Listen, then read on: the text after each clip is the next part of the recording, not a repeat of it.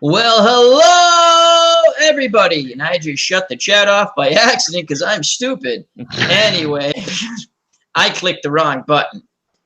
Hope everyone's doing well. We have Uncle Ron with us. Hello. The OG, that's Devin. And we have the one, the only, the great Bobby Cantilano. She will be reading. Woohoo, Bobby! And she will be monitoring. Speak of the English, Al. Do you speak of the English? I speak of the English sometimes. You sure it's only your second drink, Al? It could be. I lost count about 15 ago. Too.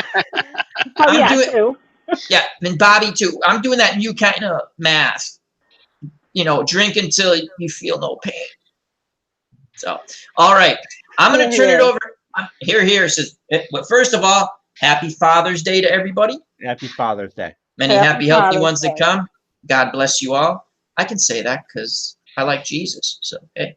Anyway. It's your channel. And it's my channel. That's right. So, I'm going to turn it over to Uncle Ron real quick. I'm going to try to get the chat back up because there are people in the chat going, he's so stupid. Why do we watch? Thumb it down. Don't encourage them, Uncle Ron. I got these 3 people who subscribe to my channel because you can check, right? I can't find out who. I wish people I don't care, but at least have the balls to say something, right? But anyway, yeah. YouTube actually set it up recently in their new beta thing that you can find out. That will actually tell you on your dashboard who your new subscribers are and let you go and subscribe to them too. Because I had some makeup queen in Romania supposedly subscribe to the channel. Those makeup queens in Romania, they're good people. They're good people, I think.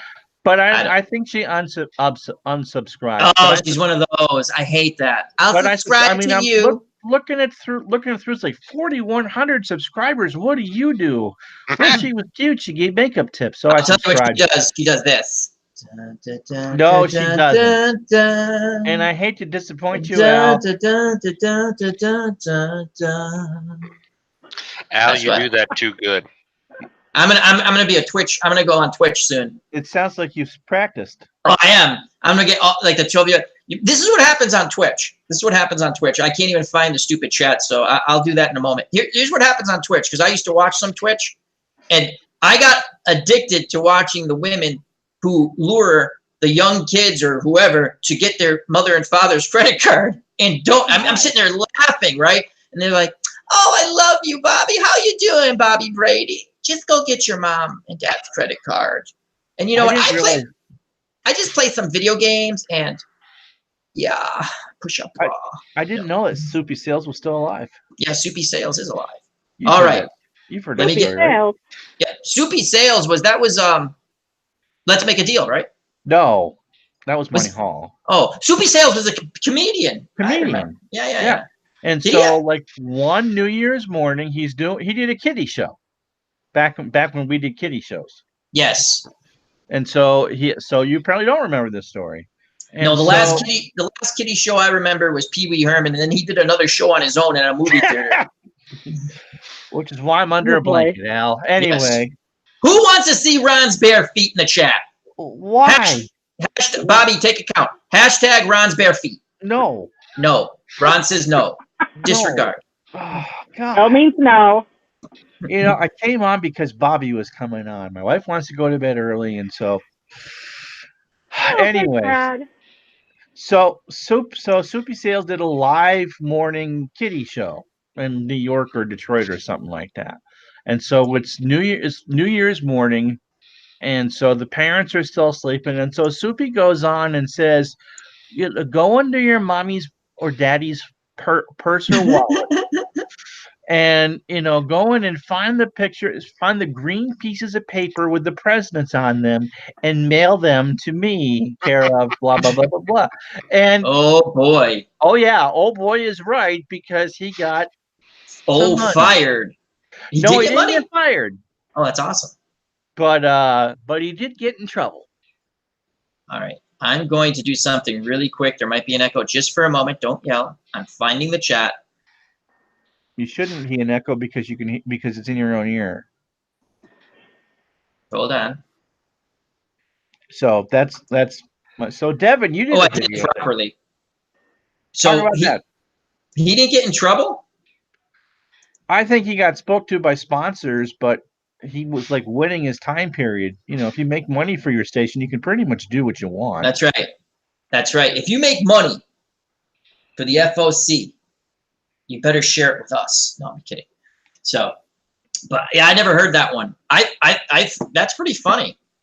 Come on, boys and girls, just go into mommy and daddy. Exactly. That's what he did. Now, if you want to do a clown. Was he a clown on some show? Oh no, he was a clown, but he wasn't in clown makeup. No, I'm thinking of Captain Kangaroo. Wasn't Captain Kangaroo a clown? No, you're thinking of. He was Maribel, whatever. He was a clown. Clarabelle. He was the original Clarabelle on Howdy Doody. Clarabelle, yeah. Not that I would remember that or anything. So I used to love Captain Kangaroo. What was it? Farmer Green Jeans? Mr. Green Jeans. Mr. Green Jeans. And then they had Cocaine Pete.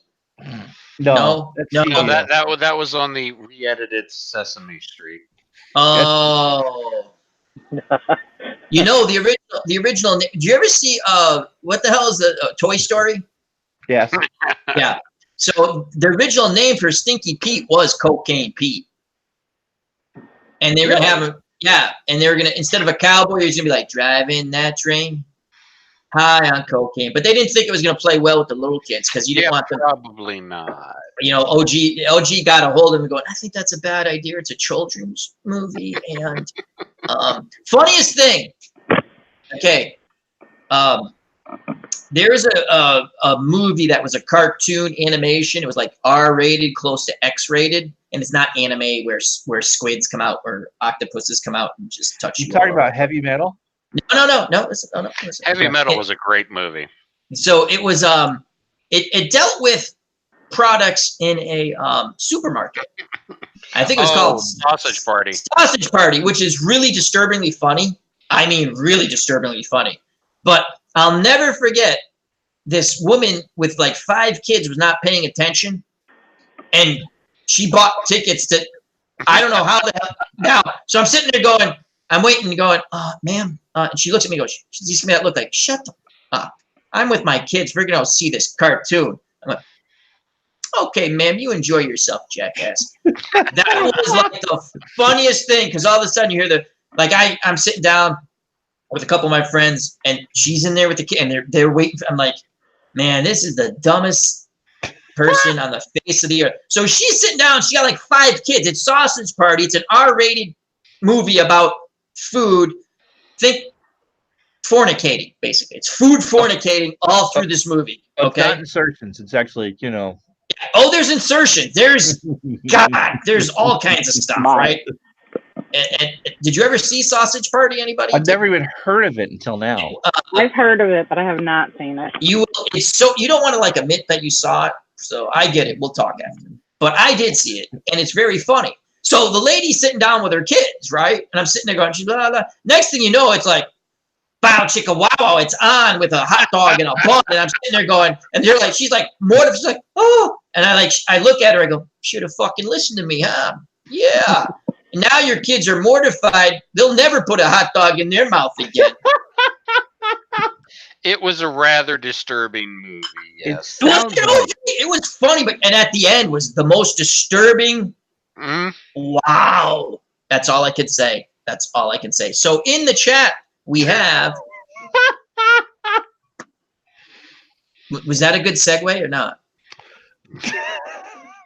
Okay, I've been working on my segues. OG's like, we got to work on this a little more. I never said that. HR said that. I've got we already had an offline incident. I was talking with Uncle Ron, GGO, and the HR monkey, who we've come to find out is Bonzo for a boom boom for Bonzo, or whatever he's named himself, boom boom for Bonzo. I don't know. And they tried to take over the show. I was chatting with Ron in Discord, Hangout, messaging. That's what we do. We message. And if you want to join our Discord, you're more than welcome to. Just send one of us saying $75. $75, and you will go to heaven. You will go to heaven. You So can you join us in the Gubaza Club, right? in the Gubaza Club, and you can go to heaven because that's where you go for $75. Now, if you want to stay in heaven, you got to send an extra 25, baby. You understand what I'm saying? So, anyway, son of a preacher or something. I don't know. What was I saying? I don't Listen to the recall. chat, Al. Oh yeah, in the chat. As we go, and thank God Uncle Ron's here. Oh yeah, I remember what I was saying. I'm only here now 20 minutes, so Have the show for 15 minutes before you leave. Relax, Uncle Rod. Ginger ale, honey, bourbon, and lemon, absolutely fabulous. Don't give it to your children, people. Yes. You're gonna get me on another tangent. Apparently, Canada Dry has released a lemonade and ginger ale soda. Why? Well, you're drinking it. It's just without That's the honey. different. It's not lemonade. It's aid of lemon. I have just like Vanilla Ice said, no. Our song went do do do do do do do, and theirs went do do do do do do, and the judge went, wow, he's right. You win, Vanilla Ice. Ice, baby, to go. I don't know. But what do you think of the ginger ale and lemon together? I like that. I'll tell you what I don't like. I thought I was having a heart attack. There's a thing called bold ginger ale. My sister bought it by accident. It was like really dark. I'm like, did someone piss in that, man? So anyway. You mean if you pee that color, you should go to the hospital? Yeah, you should. So what happened was, like, I was doing some cooking. I'm like, I like ginger ale. I really do. So I'm like, I'll try it. I put it in there. So I'm cooking for my dad, and we're just sit down and we having our meal. I'm sitting there, and all of a sudden, I got like a burp trapped like right here, and I was like, my dad's like, are you okay? I'm like, he's like, are you dying? I'm like, I felt like, and finally I get up, I'm like pounding my chest, and I burp. Oh, thank God. I'm like, what the hell is this shit? Like bold ginger ale. It's like bold fucking death. Who thought of this shit? Get your burp trapped right here, so you can't breathe and it hurts. And when you stand up, your hemorrhoids pop out. What the fuck is that? I will never buy that. Don't buy bold ginger ale. Is it it's like a hard ginger ale, or yes, it's horrible, Uncle Rod. Don't do it. No, trust me, I wouldn't. Has anyone ever had a burp trapped? Yes. It hurts really bad. I'm ready to get that knife. I'm sitting there going, I'll just carve in a little bit and relieve some of the pressure. What's in the chat, Al? We didn't go to that yet? No. Oh shit. Someone keeps getting distracted. Is it Bobby who's distracting people? Sorry, I'll stop. No, you are. Okay, in the chat we have Bobby Cantilano. Oh, she's here. We have Felicia. Hello, Felicia. She's a big Red Sox fan. They won today. Yes, they did. Good game. And we have Sports Time Machine. Mr. Utah Mike just did a wrestling show. It was awesome. He actually had the creator of that wrestling game in the chat. And hopefully he can get PWS on his channel. And then when he's done with him, I like to get him on my channel. Not with Chat with Al, because everyone, what's funny? I go, hey, you want to come on the channel with it? And they're like, yeah, no. I'm like, no, it's not like Chat with Al. Like, no. I like listening. I don't like, no. Okay, I mean, I've had Anthony on. Yeah, no. I'm like, Phantomatic, you want to come on? I love you. No. Okay. Anyway, and we have Mr. Clinton Parks. He's back in the US of A. He was in Scotland. I heard he got kicked out, but he wouldn't wear the kilt, huh? He would not. He's too sexy. Clinton's like, too sexy for the kilt. Too sexy for the kilt. I'm too sexy for the kilt. Anyway, Danny N. Gray's and Cards and Toys fabulous channel. He got Dale Earnhardt Jr.'s autograph. That's a fun one to watch.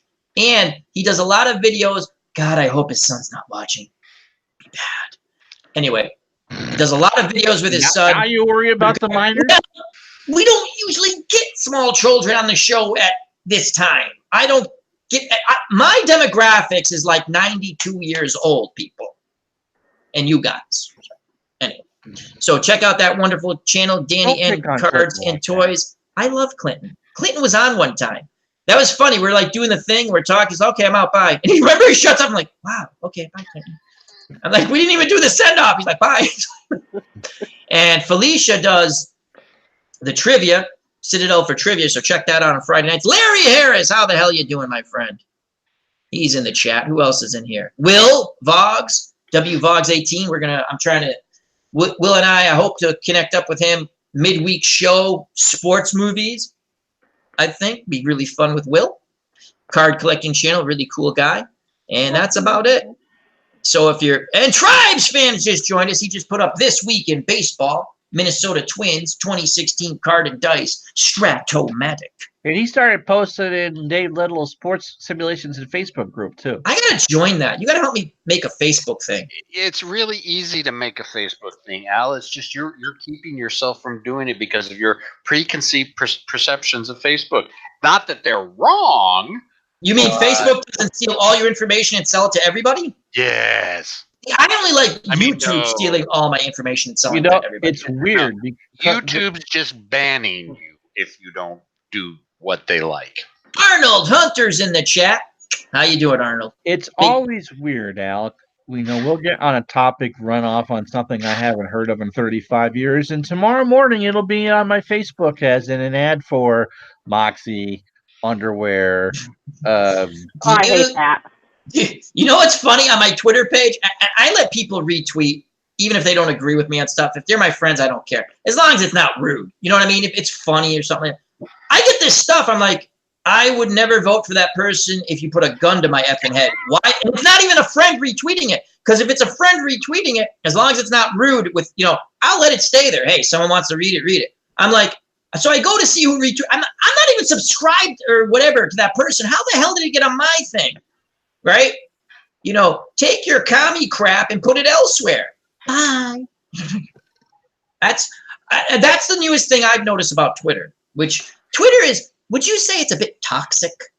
Yeah. Just a bit. My blood pressure dropped 20 points after I don't work for Fansite anymore and don't have to deal with Twitter. Yeah, because especially you're dealing with sports. You get those, people go, you're a moron, man. Oh, yeah. Oh, absolutely. That's kind of funny. So I mean, it's not funny, but it's all these people that get bent out of shape about everything. I used to at first when I got on Twitter try to actually debate people and stuff on just stuff, and you're sitting there going about being called, you get called a fascist for the 15th millionth time. You're like, what? You don't agree with me, so you're a fascist. I'm like, isn't it you then? Because if I don't agree, isn't it you? Right? It's you. Anyway, I digress. I seem to remember the Red Sox won 108 games last year, but by the time the August rolled around, the Twitter hate for that team was unbelievable from the fans. Oh my God, we couldn't score a run in an inning and a half. They're awful. Everybody's just like, and we weren't even getting into the politics of it. How about now? I got rid of a lot of those. That's pretty fun. Like the Red Sox aren't playing, so they're okay. They're just not on a roll. Last year when they won 108 games in the World Series, I did my rant too after the whole it was Game 3 when he effed up the bullpen. I'm like, what the? But I did a show. You got to see my face. The venom I read in the last week towards the St. Louis Blues up here. St. Louis earned that Stanley Cup. Yeah. I wanted the Bruins to win. At home, you don't deserve to win. Yeah, I wanted the Bruins. Oh, wait a second. I'll tell you something real funny. Then you go back to the Stanley Cup, and then we'll do our introductions because we're all over the place. So I used to do a lot of boxing stuff, right? Now T-Dub does a lot of that stuff, so I only do a little bit of it, and he does a great job with it. So I'm talking about Triple G was fighting an English fighter, and I can see the guy, and his name escapes me now. But they're like, the only reason why Gennady Golovkin won because he broke the other guy's eye socket. What? Isn't it? What? That's the point of boxing. And they're like, yeah, if the guy didn't get his eye socket broke, he would have won. Are you what? Damn it! Wow. He should have rolled a 6 instead of a 7. Okay. Exactly. Anyway, yeah, the Blues deserve to win the Stanley Cup. They won 2 games in Boston at the end. So and they're a very physical team, dirty too. Yeah. I thought they were just chippy. Then I watched, and I was like, God, they're like the Hanson brothers multiplied by a lot. They're like, we're going to hit everybody. And the Bruins Then like Marshawn comes out, he touched someone. I get it. He's a chippy, dirty player. I understand. But the Blues have been doing. My favorite one, the guy for the Blues. What's that called when you leg whip the guy? Tripping, but they call it something else. But from behind. Yeah. So he literally takes his stick. He literally takes his stick on skates and does like a judo move. The guy slams his head against the ice, and the guy like later on is like, "Yeah, he was like faking it." I'm like, "What?" Yeah, he flopped, dude. You took him out like that. Oh, what do you do? Cross check? Yeah. Well, he leg whipped. It was like a judo move. It was funny. It was not funny, but I mean, like that. Slew foot. As I'm spitting. Can you see the spit come out of my mouth? I'm Mad Dog Russo. Mikey and the Mad Dog. Mikey. Is he one of the most annoying human beings? Yes. Mike, Mad Dog Russo. How did he get a show on MLB? He's so. Never It's reverse out because he drinks a lot of Mountain Dew and pretends to know a lot about sabermetrics. He doesn't know crap. He's terrible. Bobby's drink. What are you drinking there, Bobby? Beer? Mm-mm. Bobby's like, this is bourbon, full. With ginger. Great. No lemon, though. I don't got no lemon in mine. So, all right. Did we scare anyone away? Probably. Tasty. AU Pack Mules in that. Well, it's John Latham now. He's tricking us. How you doing, my friend? He says, good evening to all. All right.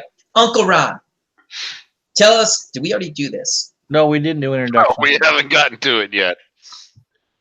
Who is controlling me, people? Gigio and the monkey, it seems. No, Yeah. I tasered them. I had enough of them. They tried to take over the show. I tasered those mother effers. I'll tell you what. Gigi want me to put my feet on camera.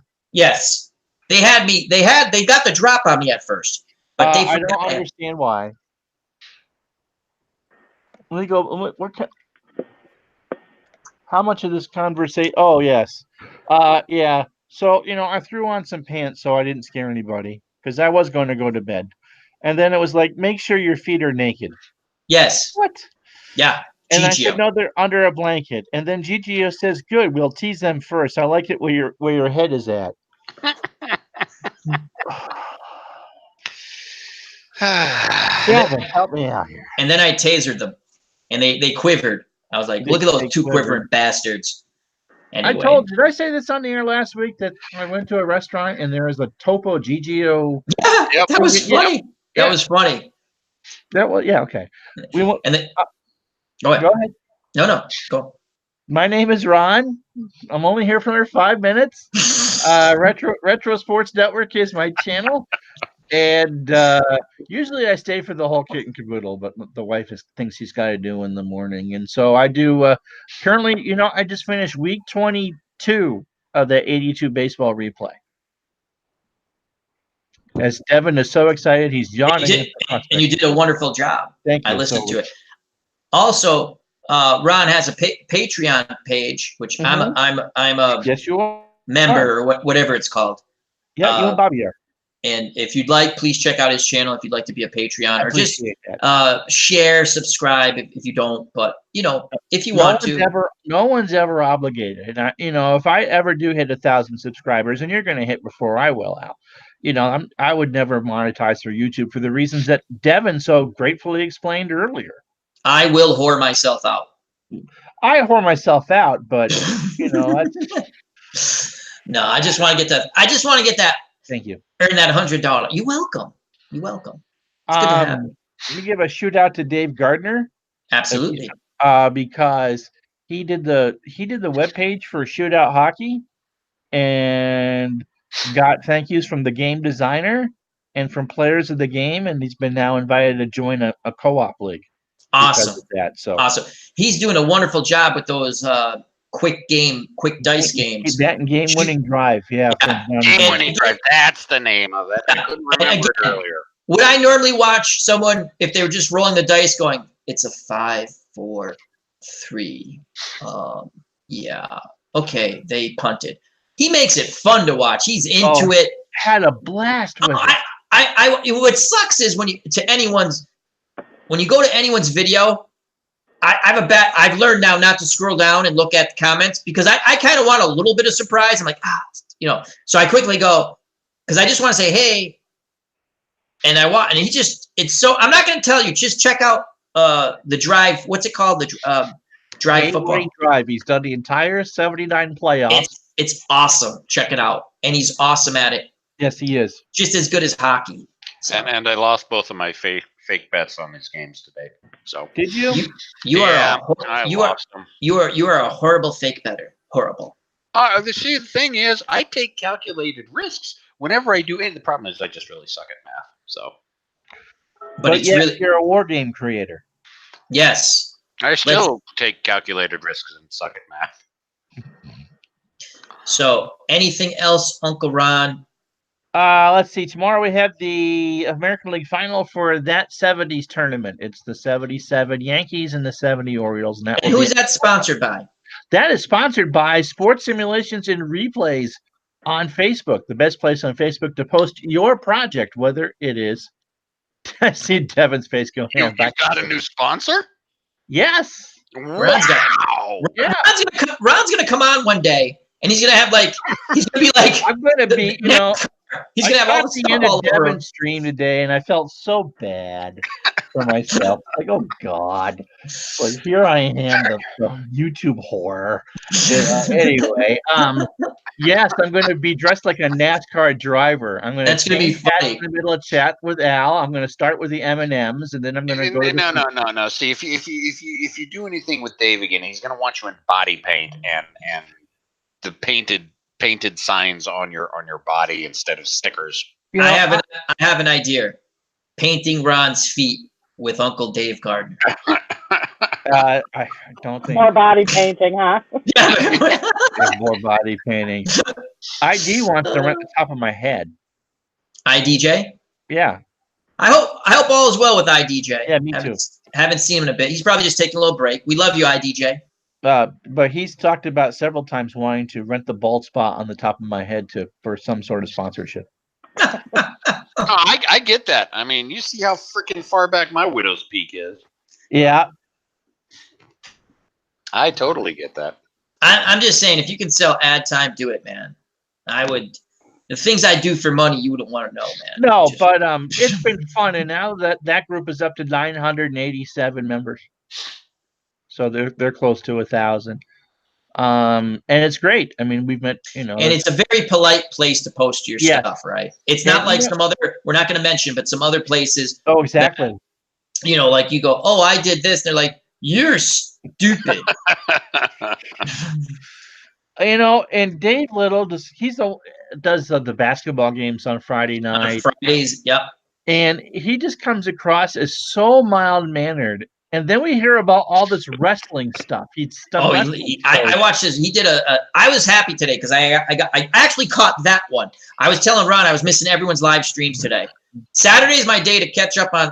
I try to watch, no lie, as much YouTube as I can. And I was like, oh, there's a lot of people live streaming, right? And I missed everybody almost. And I would watch it I watched Ron's stuff later on, and I caught Devin at the end. Like I clicked by, and go, wait. Devin's live streaming? I didn't realize that Devin was live streaming. I saw that in the Discord and flipped, and he was done. I caught the last cut. Let's talk about Devin like he's not here. Okay. Devin, I caught the last. I have to tell you something. Devin was very handsome today. Very handsome. You have more hair than I thought. More than normal. And he was like very debonair. He was sitting there. I was waiting for the pipe to come out. Debonair. Devin. Like it? I was waiting for the pipe to come out. I've never heard that one. Like he's just biting down and going, and he's sitting there going, and furthermore, about military strategy games. But, see, now to do that, I need to have either the fireplace behind me or the chalkboard behind me, one of the two. You would need the fireplace if you're going to do the pipe. Yeah, you could also do it the college professor with the tweed jacket way. Yeah, the tweed jacket thing. Yeah. Don't use a crack pipe though. Don't. Don't think I have any of those. So I'm not good then. I'll tell you a funny story. I work at a hardware chain, right? In the corporate office, and we have one store next to us. We have over 30 stores. It's a mid-level, small-level company. But so the store manager comes over, and she buzzes actually the woman who watches security cameras, and she goes, "We have an issue. Can you send someone over?" So two of us go over. And there's a guy who's the size of Frankenstein with like pop marks, like acne, all of them. They're like, I'm like, holy crap, is that a big dude, right? And I turn to my friend Chris. I go, should I grab an axe handle? He's like, and Chris, who's been in the chat every once in a while, he has a YouTube channel. We work together, and he goes, I don't think the sledgehammer will hurt that guy, right? So we go out there. He actually was very ingenious of him. He made a crack pipe, and he didn't want to pay us for making a crack pipe. And so we're like, and you have to understand the manager at the time, who was next door, she now moved to a different store.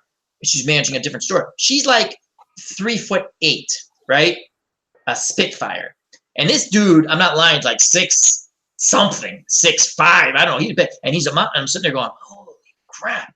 So we kind of like go on each side. And we're like, sir, drop that, please. And the manager's like, you're not getting out of here with that. And we're like, sir, please drop that. And he's like, I will pay you tomorrow if you let me take this out of here today. And I all I could think of was Wimpy and what was it, Popeye? Like, what was the phrase? I will pay you cheeseburger today. I'll gladly pay you next Tuesday. Yeah, I'm not making this up, right? So we're sitting there going, sure, and I'm thinking, kick this guy in the balls really hard if he comes at me. I don't even think it's going to phase this guy, right? And I'm looking at Chris, and Chris is looking at me going. So the guy gets mad. He goes, well, screw you people. And he throws it down on the ground. And we're like, you can leave now, sir. And he walks out. And Chris and I are like, thank God. And I'm just sitting there going, so we're walking back again. I go, you really think if I, like, the axe handle wouldn't have hurt him? He's like, hell no. Did you see the size of that freaking guy? Then the cops came. Of course, he was gone down the street. Cops couldn't find him. You know, he only looked like freaking Frankenstein. There was only one person I had to throw out of a store. She was, violated our return policy. The thing stunk and whatever. And so we weren't, well, she wanted her money back, and we just didn't do that. You got store credit, or if the boss was there, if he felt bad, he would give you money back. But we were told not to do it. And she was giving me too much of a hard time for me to even pick up the phone to call him. Yeah. And she said, fine, I'm going to tell all my friends, and we're never coming back. And the thought in my head was, great. It's less people that are going to steal from us. Yeah, it's less people that are going to come steal from us in the future because they're never coming in the store. Would you introduce Bobby?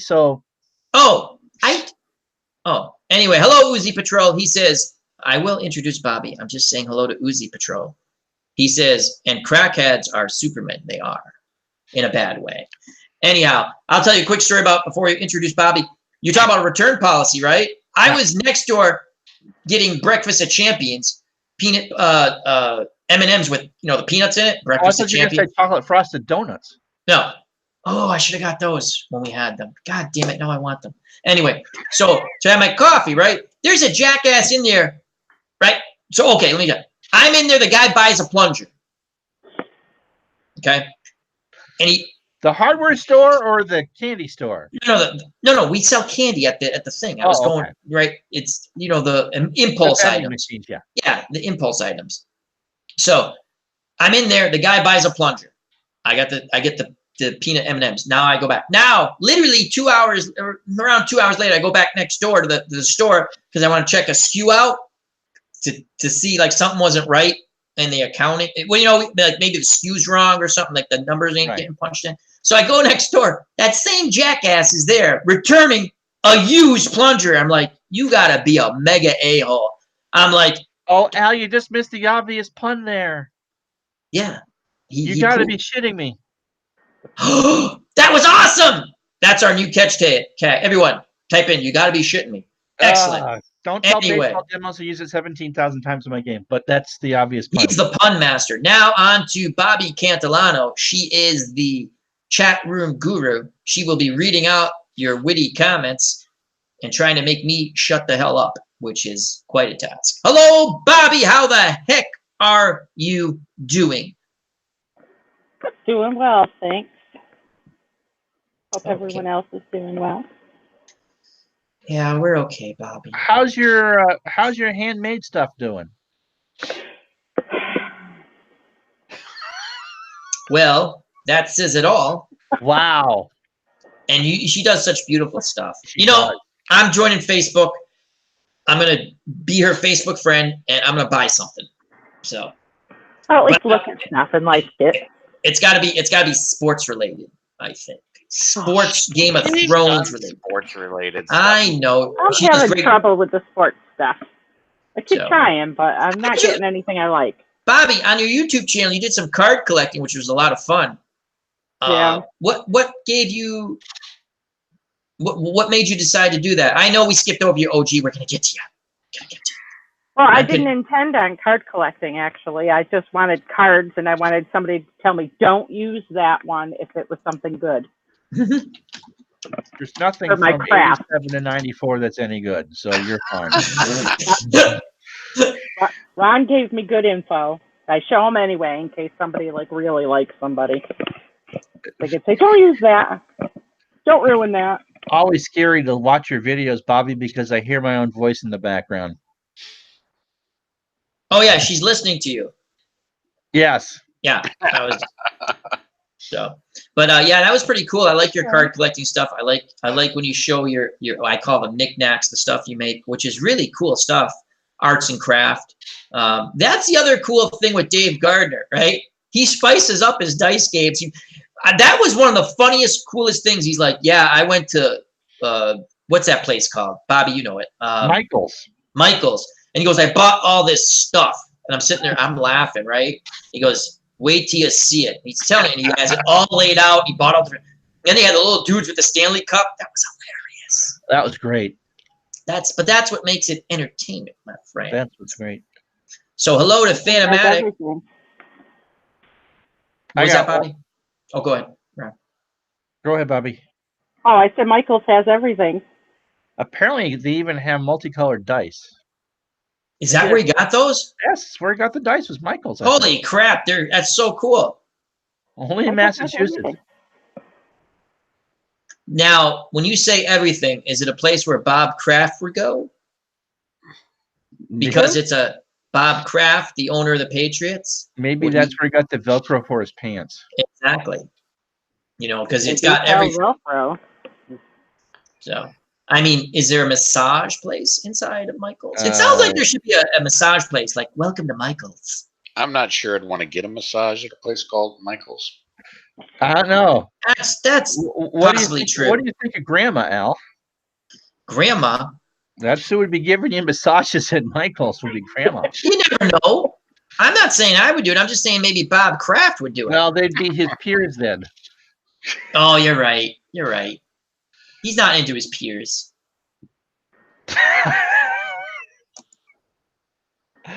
All right, I got one story, then I do have to go. All right, fire away. Okay, so you know how Chihuahuas are the ankle biters of dogs? Just little, Yes. little They're nasty they're the Marv Albert. You're correct. Yeah, Marv that- Albert of dogs. that they bite well above their pay grade. Yes. So, walking downtown Burlington the other day, and I hear this. This really has nothing to do with dogs, but it's like, oh wow, someone's got a big old bike out. Nope, it's some guy with a lawnmower motor attached to his bicycle, and he, if the wind's blowing the right way and he's going downhill, he may get 20 miles an hour out of the damn thing. But you heard that thing going 3 blocks down the street. And so he's trying to bike and turn and look really cool. And the guy's on his way to work. And so he's got a tool case, like some drill bits. And so they hit the, not sidewalk. We have a bricked marketplace area. So he drops that. And so he has to stop, which doesn't take very long when you're going slower than my wheelchair. Okay. And then, okay, so he's like, oh, I got to stop, turn back around. He's now holding up traffic as he's trying to rescue his stuff for work. And then he can't get the damn bike started again. And when it does, it's like a little damn Chihuahua. And I was like a 750 Harley. No, it's a 25cc, Sears riding mower thing he took apart. Anyway, I just thought that was funny. It is kind of funny. We need to soup up your chair, man, like rockets. No? Yes? No. No. Okay. No. Now the good news is, Uncle Ron, no one's tried to crush you at the supermarket anymore. Not recently. Because we're gonna have to go kick some ass if that happens again. You know, I've now got a scar on the top of my foot from that. Can you show us your foot, Ron? Devin, why the hell does he want to see my feet for? I don't know. Please, Uncle Ron, for ratings.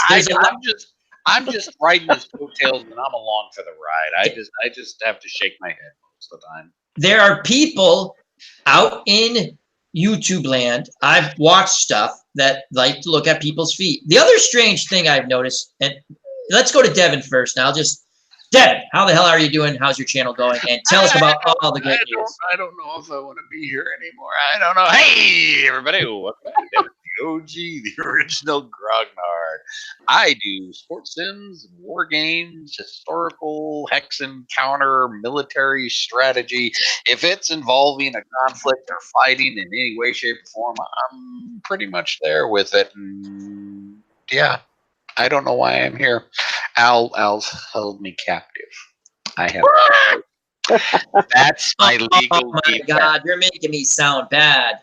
No, I love you, Al. You're like a brother to me. I know you do. I love you too, man. But tell us the other good. And if people didn't see your fireside chat, which was awesome. And again, I was just waiting for the pipe to come out like that. But really, in case someone didn't hear it last week, you're working with Lock and Load. Lock and Load Publishing. It's awesome, man. Yep. In an official capacity, I am a reviewer for the company. It's a PR thing. I do PR work for him. I highlight and review a lot of the games. Well, all the games that he's got coming out, and just basically, toot the horn for him. And honestly, I wouldn't do it if I didn't like Lock and Load Publishing. I do like Lock and Load Publishing.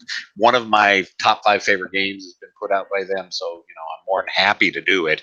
But yeah, and I'm also working on doing some module design for some scenarios for one of their games, and I kind of made that big announcement earlier on my YouTube channel with my fireside chat. That was awesome. And that's about it. Hopefully, within a year, I'm hoping that it'll eventually get to publication if I do a good enough job with it. Dave thinks he can make some money off of it because hey, capitalism for the win. So we like to take capitalism for the win because everyone knows you can really in communism, you can just raise yourself right up, right? What? You can't? No, you can't. I'm still waiting for my Yugo, right?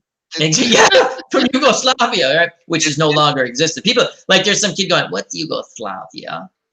Well, let me tell you. Anyway, it's now Bosnia Herzegovina and some other countries that really don't like each other. No, right? Oh, trust me, they don't. Yeah, they don't. So, what was I going to say? So, Uncle Ron, tomorrow, 4:00 p.m. Eastern Standard Time. Yep, or daylight time. On Father's Day, we'll do the American League final of that 70s tournament for my Reggie Jackson fans, and there seem to be a few of you out here. Martinez Jackson. That's right, from Pennsylvania. He's from Pennsylvania? Yeah. Born and raised. He went to Arizona State. Yeah, he went to ASU, and then he was drafted by Oakland. And then tried to get the hell out of there as soon as possible. Yes. Anyway, so it's the American League final for that. It'll be the 77 New York Yankees against the 70 Baltimore Orioles. Everyone bring your Chesterfields and smoke them with Earl as we go along. Earl did love to smoke his Chesterfields. I don't know what he actually smoked. You know what? They don't sell Chesterfields in this country anymore. I looked it up after making the joke. So RF in the chat has a serious question. He says, have any of you played Dead Ball, wondering if it is fun? I have not played that. I did the Merkel's Boner game, which has nothing to do with feet or peepees or anything like that. It was an or Viagra, has nothing to do with any of that. And it was interesting because you bunt a lot more, and the pitchers are not coming out of the game. I mean, you have no bullpen. No, those guys pitched forever and ever. And so I don't know if I would ever do a replay with that, but if you like running, and not in the Baywatch sense, but I did like the Baywatch running though. But if you enjoyed Al's '77 Mets replay, where you do the hit and run and steal a lot, Yeah, you do anything to score runs with that too. that's dead ball right there. And with the Mets, they were a dead team. Boom, boom. Yes, they were. And so, if you enjoyed that, you probably wouldn't do it. You would. I would take some of those Philadelphia athletic teams from the early 1910s, and if you want to go further back than that, the Tigers or the Pirates. You got Ty Cobb. With Ty Cobb, yeah. Yeah. Now is the 1919, excuse me, White Sox, aka the Black Sox. That will be the last year. They changed the ball. Okay. They changed how the ball was spun inside the core. That's right, because they talk about that in 8 Men Out. You're right. Right, and so it really was a big, looser, deader baseball. Clinton Parks, if he's still in the chat, can tell you a lot more about. Yeah, Clinton Parks loved the dead ball, and if Beatles was here, he loves dead ball too. Right, and RF says thanks, Ron. Great answer. Continue though. Continue. I'm just saying. And then in 1920, they tightened the core, or maybe they changed what they used for the core in the ball, and tightened how they sewed it up, because it's wool inside the baseball. It's leather over wool over rubber, is what's inside of Major League Baseball, and how tightly that's all wound depends on how dead or how lively a baseball is. And so the tighter the wind, the more it's going to fly. Right. And so they tightened it for the 1920 season, and that's how Babe Ruth hit 54 homers, and that started the whole home run. Which is incredible, because what was it, the most was 20 something, or well, 19. he out homered, I think, 6 teams in the American League. Yeah, incredible. Babe Ruth was such an incredible player. People just don't realize, because they think he just was a drinker eating no, the guy was a great athlete.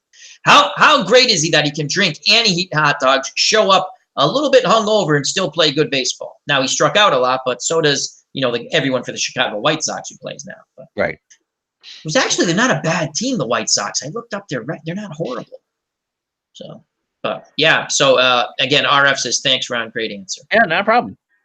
All right, I do gotta go because we gotta get up early. So okay, Uncle Ron, thank you. Bobby, it was a pleasure to actually meet you.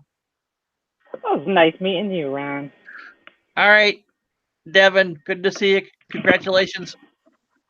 Take care, Uncle Ron. All right, Al. Hopefully, Gigi will get you again. Good night. Yep. Oh, God. Right. The last stabilizing influence on the show has disappeared. Now, the party's on, folks. There's no one to control. There's no one to control Al now. Dog's in the channel. Maybe we ought to get him in. Dog, do you want to join in? He usually has a calming effect on you. I like Dog. I love when he rants about the Indians and Star Wars. Dog is actually helping our good friend JD edit his book. So, and I look forward to purchasing that. It's like a fantasy. Which one? He's writing 3. I tell you the one I really want him to write, because I like Westerns, and he was happy enough to let me, what's that called? The prelogue? That's not the right word. Prologue. Just one letter off. Okay. Exactly.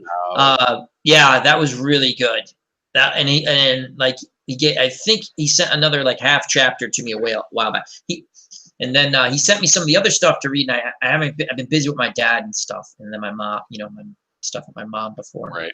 But yeah, he's a very good writer, JD. I'm not because he's my friend, but he's a fun writer. He's also done the politician murders, which are a bit violent. I like them. But yeah, Dog. Oh, Dog wants to join in. Cool. I will send you an email. I'm gonna OG. But he doesn't write like LMR.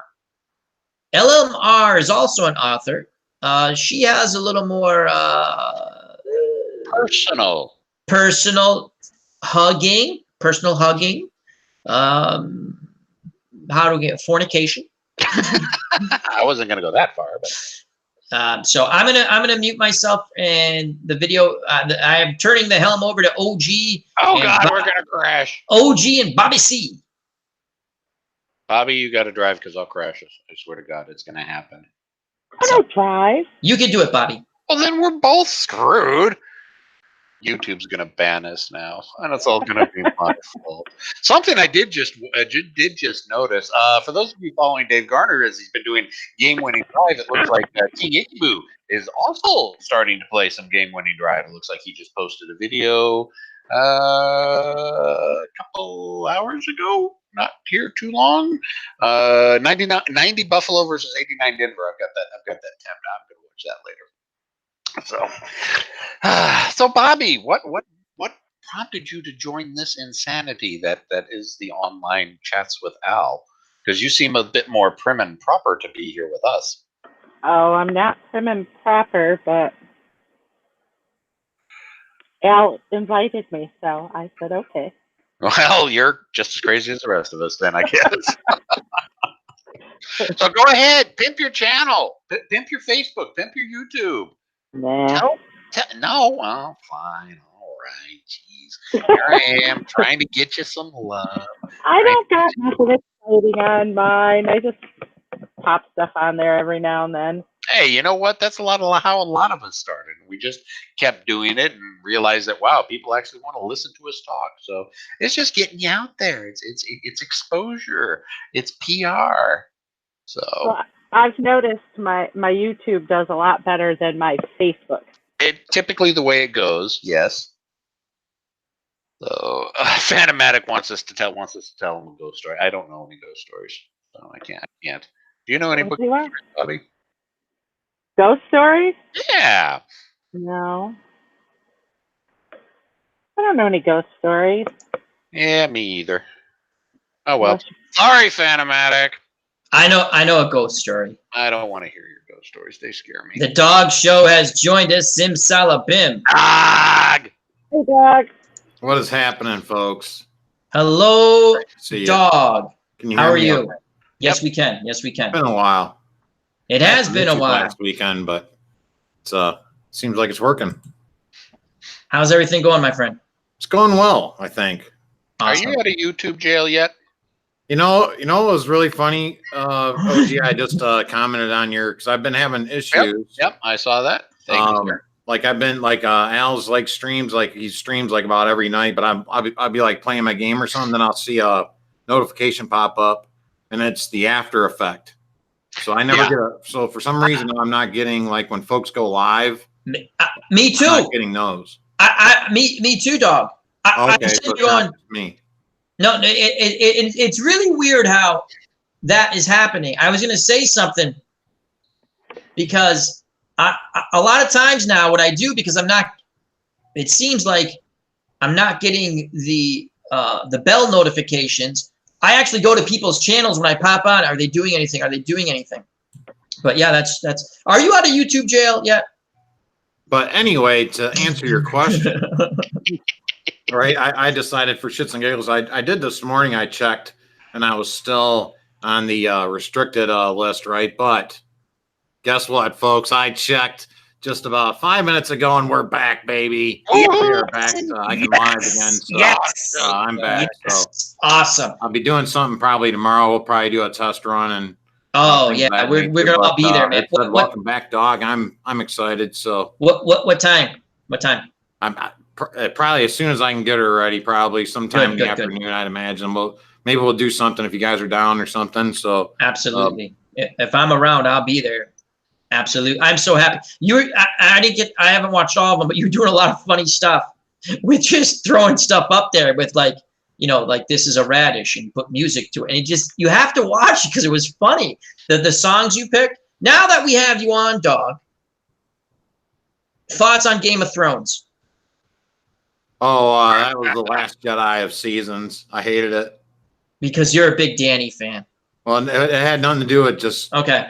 Well, I mean, it had a lot to do with that. But, I mean, there was a lot more than just porgs in this one, right? I mean, I had a lot of issues. Just like I think once we got to after episode 2, I was kind of happy. I was kind of like, because some folks were kind of a little bit upset about some things that happened in episode 1 with the, how I trained your dragon scenes and things of that nature. But I was kind of okay with it. I was like, they were just showing that Jon can take control of the dragons, and he's going to be super Targaryen by the time this is all over. It's all going to play out. It's going to be wonderful, right?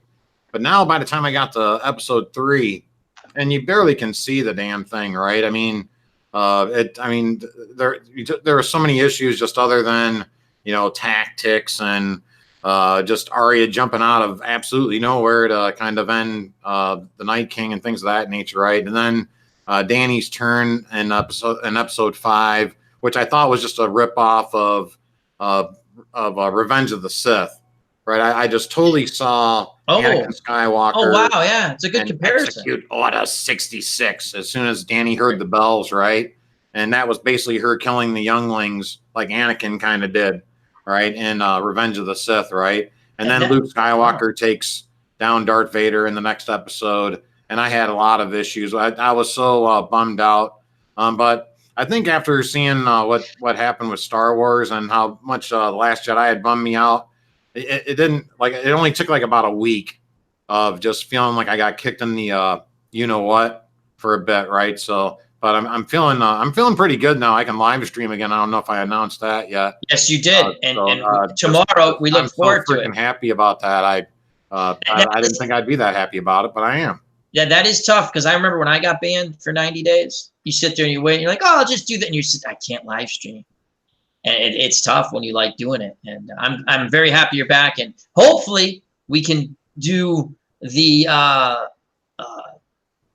Ben-Hur again. Continuation of the Ben-Hur, or just do still shots or something. It's great that I still have that. I still have that slideshow.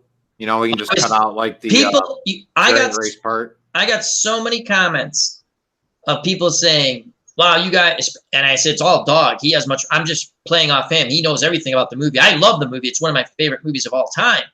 And that was one of the funnest streams. And then all of a sudden, they shut us down. And we're sitting there going, it was funny because Dog and I were talking. You're like, hey, people are going, what's going on? What's like, you're reading the chat. And we're like, what do they mean we're not on? Also, we're not. No, everything I feared came true. I was like, I did everything because I worked on that stream for a week straight. That was that slideshow I did, right? And then I was like, you know what? I think if I take the sound out and just play the video, it should be kind of like watching a reaction to it. Should be fine as long as we're talking over it. And then when I did the appeal, they never responded. No, and so you have to be so careful. Right. But you should never got whammied. But we'll be back to having some fun again, and I'm looking forward to doing that. Maybe we'll do we'll talk a little bit of what happened with season 6. And I haven't really got your thoughts on it, Al, how you were feeling, but it wasn't real quickly. It wasn't just because of Dany. I had a lot of issues with this with this season, and especially the ending. The ending was just Wizard of Oz and Return of the Jedi or Return of the King kind of. I was waiting for John to when he saw Bran at the end just to go, and I miss you most of all, Scarecrow. I was totally waiting for that at the end there, and I was just laughing all the time. So I have to tell you, I didn't hate it.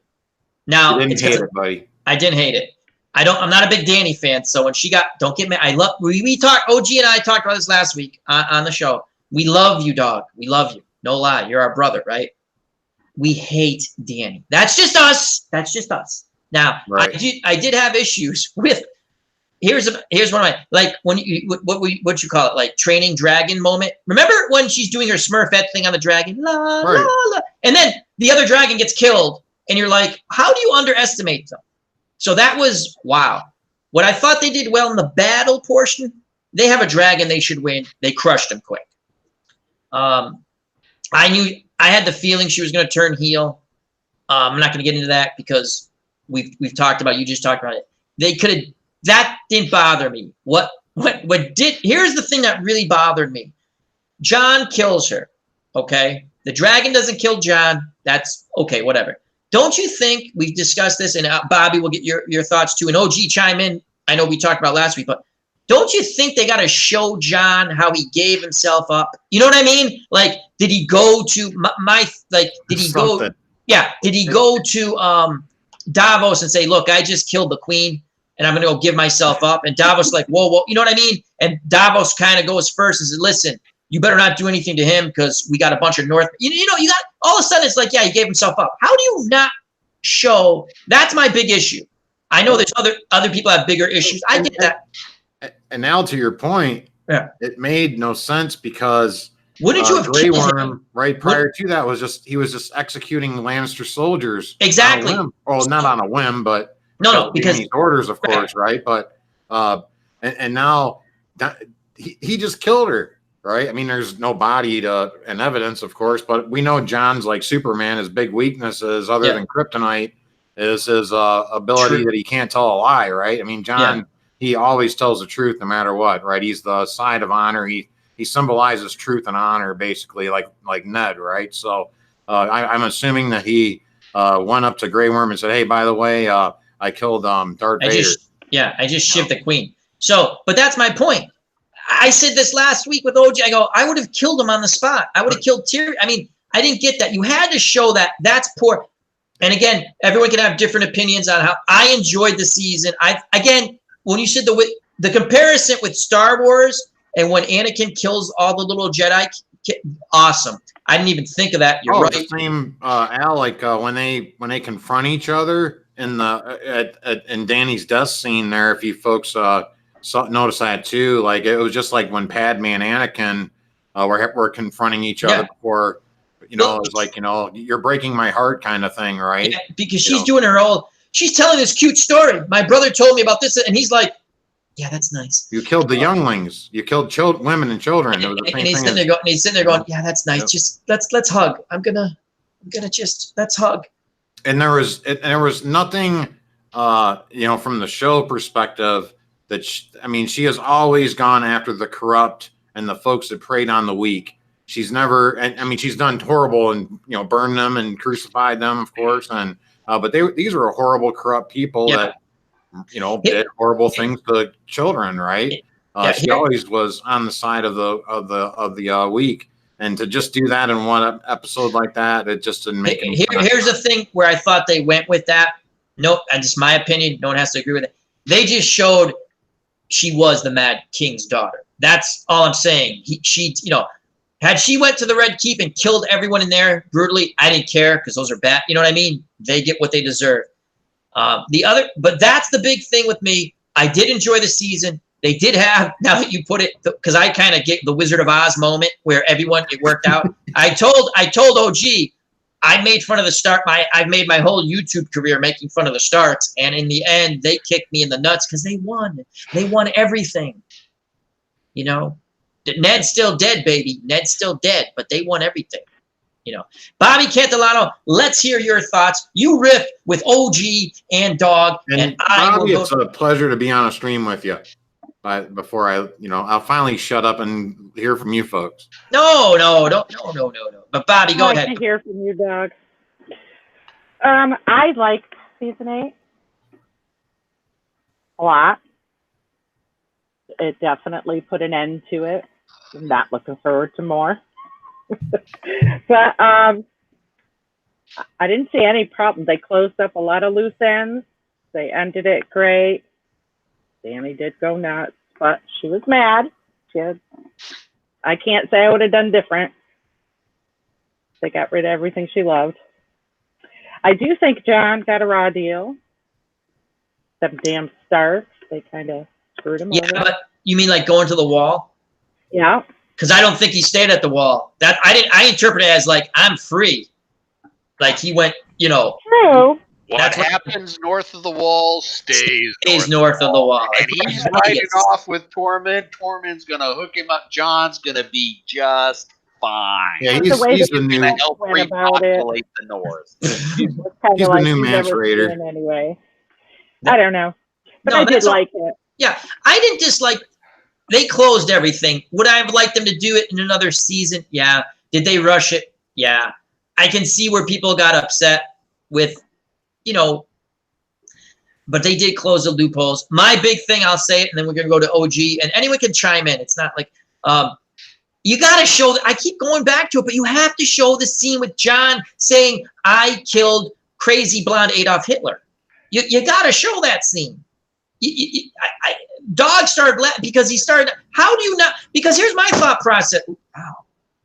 You just go, I just killed Danny, right? I agree with Dog. I don't think that guy, he watched 3 more dead. And all of a sudden I don't, you had to, how do they? Made no sense. No, you have to show, again, disregard everything up until that point, whether you liked it or not, right? You have to show that scene. So. Well, they needed to show Tyrion pushing in chairs for 90 seconds. That was a little more important. Yeah. Again, you're right. I would have, you got to show that scene. It didn't have to be a long scene. 5 minutes, but that's probably my big disappointment is there. The whole negotiation thing with Grey Worm, I didn't mind it at all because I think he was overwhelmed by it because he's a soldier, you know what I mean? He just wanted to get the hell out of there. But you had to show, the way I thought it went in my head to placate me was John went to Davos, said, I did this, right? I'm going to go give myself up. And Davos is like, are you stupid? And then Davos actually goes and says, listen, we've got X amount of guys out here and there's more coming, right? And we've got everyone coming. Now, you wait till there's like a trial or something. You don't do anything because we will. You think Danny was nuts? You wait. If you do something, you see what nuts it. Like he buffaloes him basically, because the dragon's gone. I'll say this again, and OG knows where I'm going with this. The Dothraki, yeah, they're nice. They have 3. At time they had 3 dragons, 2 dragons, 1 dragon. You give me that with the Girl Scouts of America, and I feint them with the cookies, and then I wham him with the dragons. I win too. So that's all I'm saying. The poor dragon, though. Yeah, the dragon, that's a good point. He lost his 2 brothers. He lost his mom. He was sad. But the writing was not great, but it didn't bother me this season. And I'll be honest with you, the one thing they did do was sour with some of the stuff. It did sour me on a prequel. Is anyone interested in the prequel? I'm not. Me neither. I mean, I'm going to watch it just because I've been in with this, I've been watching this show since forever, right? It feels like, I mean, for a good span of time now, right? Been around the community and stuff. So I'll definitely check it out. Plus I heard that, I'm fired already. But this one actress is supposed to be on there that I really like. And you like? Okay. And starts with an N. Naomi Watts. I'm fired. But I should have known it before. But I heard she's going to be on the show. So who's she going to play? Or what? No clue. I just heard she's going to be on the show. And that's a great point, though, Al, is that let's say that there's just the average watcher that doesn't get into the books or doesn't get into the internet and all that stuff. Are they really going to be really all that intrigued to watch this new I don't think series? So. I just they kind of know what happens to the White Walkers now. We know Arya comes out of she just kind of poofs out like I don't know where she came from. She just popped out of nowhere. The thing with that is why that didn't bother me as much as other people. The way I looked at it, just my opinion. Bran sees everything. I'll tell you the thing that made me crack up. I was like, son of a bitch, he played the game to win. OG knows the line. I mess the line up all the time. Go ahead, OG. What did Bran say? Why do you think I came? He played them. He wins. That's when I was like, holy crap. That was a cool moment for me. Now, other people probably way pissed off by that time were like, yeah, who cares? But I thought that was cool. And Moni G Dog asked you, did you read the books? I do believe you read the books, Dog. I read the first one front to back. I read the second one about halfway through, and then I read a lot of major events. I don't consider, and this is just for me, folks, right? Yeah. I don't consider audiobooks reading, right? Because I'm getting when I hear Roy Dotrice, right? I mean, it's great and all to hear that stuff, but it's a different experience when I read a book as opposed to having somebody read it to me. I agree. It's a little bit more. It's a different experience for me in that regard. So I don't consider myself to be. Is it more like a play? But I've read a lot of major events, and a lot of the Dance of Dragons stuff I read. Too. Dog and Bobby, because you brought it up. Would you consider the audiobook more like, say, a radio play? You mean as That's what I liked about it. That's Yeah. what it felt like to me was when you'd hear Roy Dotrice and do the voices and stuff. Yeah. Some of them are funny, So when he tries to do Danny, yeah. but I love when he does Tyrion though. That's pretty cool. Are you looking forward? Is everyone who's read the books, whether in the chat or in the, on the show, are you looking forward to the last 2 books? I am. I actually am. I'm concerned with the ending for the books. Yes, because because kind of just how I talked about how Danny is exactly like Anakin Skywalker's turn. Do you think they're going to? I'm afraid that this is the way it actually goes down. And George R. Martin just basically wrote Anakin Skywalker and said, "Okay, I'm going to take Anakin Skywalker and call her Daenerys Targaryen, put her in a totally different world and settings and stuff like that, and then just watch her change when the belt." I mean, it is. That's what I'm concerned with. Black. Remember at the end when she gives her Adolf Hitler speech, she's always usually in light colors, white. She comes out, she's in all black, doing that. That's standard Targaryen garb by that point. I mean, she had definitely slipped into this is the bloodline. So yeah.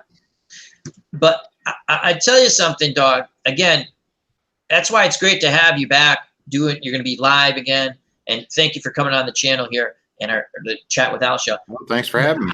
That whole aspect of, hey, this is what they did. Anakin Skywalker, when he killed all the little Jedi and the Wizard of Oz at the end. As soon as you said, I didn't think of it, but as soon as you said that, I knew exactly what you meant.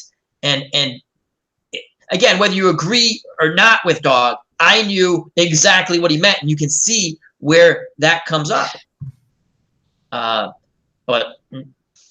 oh, and real quickly, folks, if you love the season and loved it all the way through, I'm happy as hell for you. I'm glad you loved it. I had a lot of issues with it. So no, that's fine. It didn't bother me. It was a closure. And then we can move on to whatever, or we can continue. It closed out the story.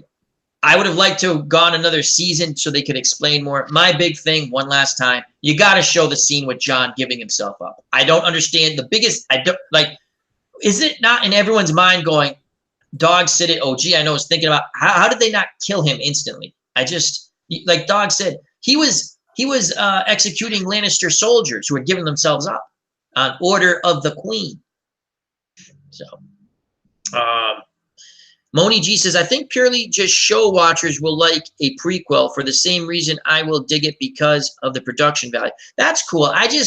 Maybe when they put it on, if I watch it and there's not, I was late to Game of Thrones by 1 season. The way I got into Game of Thrones with my friend, I tried to watch the first episode when it first came out. I had no interest in it. And then they had the marathon before season 2. And I watched the first one. It's a character building episode. They're telling you about all the characters. And then, because I got to watch one after the other, I really liked it. I sat and literally watched every episode practically in one sitting. So I really did like it. So, and everyone's muted themselves. I'm all alone. That was similar for me. I'm still trying to think of when Did you watch it right away? So you didn't either? I missed the first season. I know that because I binge watched the first season. I remembered just how intriguing the characters were to me, especially like when you got to the scene. I think it was like episode 6. That's probably one of my favorite episodes too. Is the Golden Crown episode, right? But it's got like the Tyrion, trial by combat episode, right? And then that's where he's up in the. You first heard those words, "I demand trial by combat." Yeah, and you're just going, "Ooh, what the hell's that? That sounds pretty cool." And that's the one where throw the little man through the door, mommy, right? Right. Yeah, that is cool, and that's when we were introduced to Bronn. I mean, where Bronn goes, I'll fight for you. For the most part. Yeah, and that's like, not to get off the subject of Game of Thrones, but that's one of the great things about whether you watch Netflix or like you have the YouTube, like say Cobra Kai, when you can sit and watch the whole series. I don't think it takes away from anything. I actually enjoy that because you just see it all. Have you seen the second season of Cobra Kai, dog? Oh, definitely. I saw it Is the it first good? I haven't seen it yet. I haven't seen it yet. So Okay, is it good? I'll shut up. No, you don't My have to. reaction didn't give it away. It doesn't bother me. Is it good though? I love Cobra Kai the first season. I'll tell you this. Yeah. Didn't suck.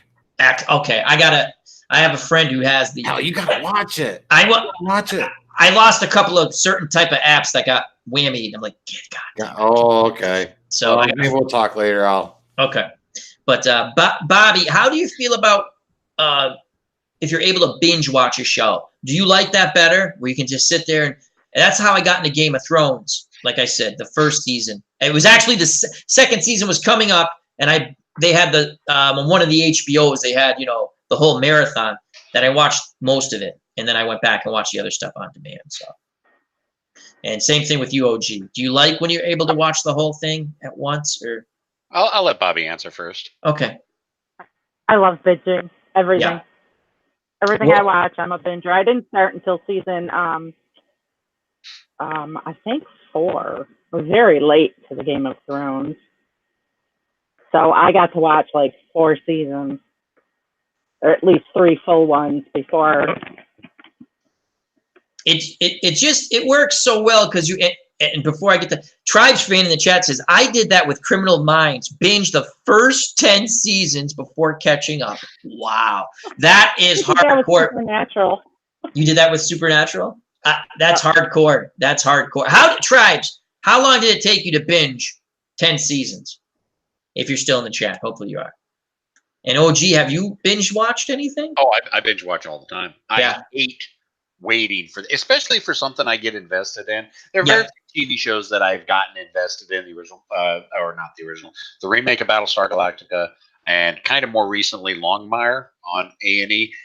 Enjoyable shows. I hate waiting for the next episode a week later, and I will lose interest. I mean, it's like with Game of Thrones. I got into Game of Thrones for a season, but it's like it's several months away from the next season. I just lose interest, and therefore I wasn't as invested in Game of Thrones. Yeah, sure. Every time an episode would be released, I'd hit up YouTube just to find out what the pertinent things were, just so I could stay relevant. But Right. I hate waiting for anything. It's like when I was in high school, I would devour books. I want a story to start and finish in a timely manner. I used to read James A. Michener books. The guy who wrote Centennial and the other 1,500 plus page books. I would go through one of those books in a week. I want to know what the ending is. Sometimes the journey isn't that important. Sometimes it is. I start reading a story. I want to know what the ending is. Yeah. And That's how I am. And so if it's out there and I can binge watch it, I'm going to binge watch it because I know also my attention span ain't that great. Like I said, I really lost a lot of interest in Game of Thrones because it took them 8, 9, 10. Oh, it's been 10 years since the first season. I don't have that type of patience to get invested in a TV show. Honestly, in my opinion, Game of Thrones should have ended 4 seasons ago. That's just me. And honestly, I feel bad for the fans of Game of Thrones with how poorly season 8 was handled.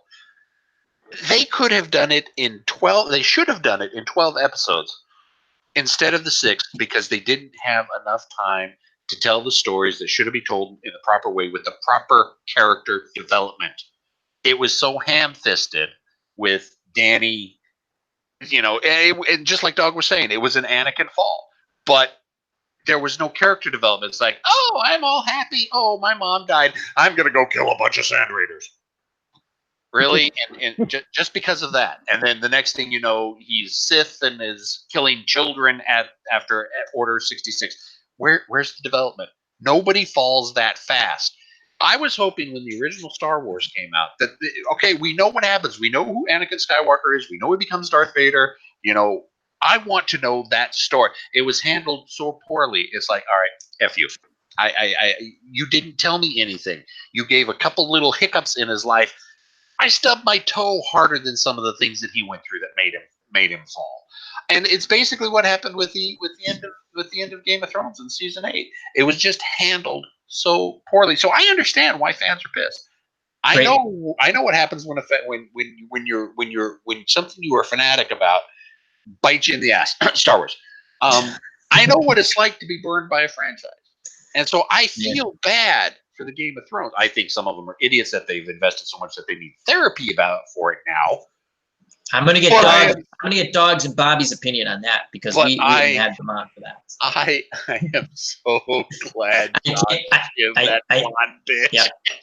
As soon as I heard about that, it's like, ooh, Dog's not gonna like that. No. And then the next thought is like, well, Chrissy of Oldstone's gonna be real happy about it. Yeah, Chrissy, not a big Daenerys fan. So, was the speech writing of characters talking to each other, that writing was fine. I have no problem with that in season 8. In fact, it was actually probably a little bit better than some of the previous seasons. The overall, how they closed all the loopholes was just handled very poorly. And from what I understand, Dog, you can answer that. You can answer this more better than I can. D&D, the two guys that did this last, they're supposed to be responsible for the next Star Wars trilogy. How does that make you feel, Dog? Zero hope for Star Wars. Excuse me. See, at first, when I heard the rumor that they were going to be involved, I was nervous because being a Game of Thrones fan, I've seen the show, what's happened after season 5 when they don't have something solid to adapt from. And if they don't have something solid to adapt from Star Wars wise, it's going to be just as bad as what I think we've been getting. So, I have absolutely no faith in these two anymore. I think they're absolute total hacks. That's my personal opinion. If I saw them right now, I would tell them you're a hack. And I'm going to tell you why you're a hack, right? And I could pinpoint just every single thing about this whole entire season, especially really, folks, I've been waiting. We as a community, right, or as fans, show watchers, whatever you want to call it, we've been waiting like 2 years for this season, right? And we got Tyrion walking for about 14 minutes through this freaking episode, man. I mean, that's all I was so mad at the beginning of the episode because it was just Tyrion walking, right? I mean, it was just, 2 years of this. This was supposed to be the culmination of everything. And I get people walking and pushing in chairs, right? That is what we get.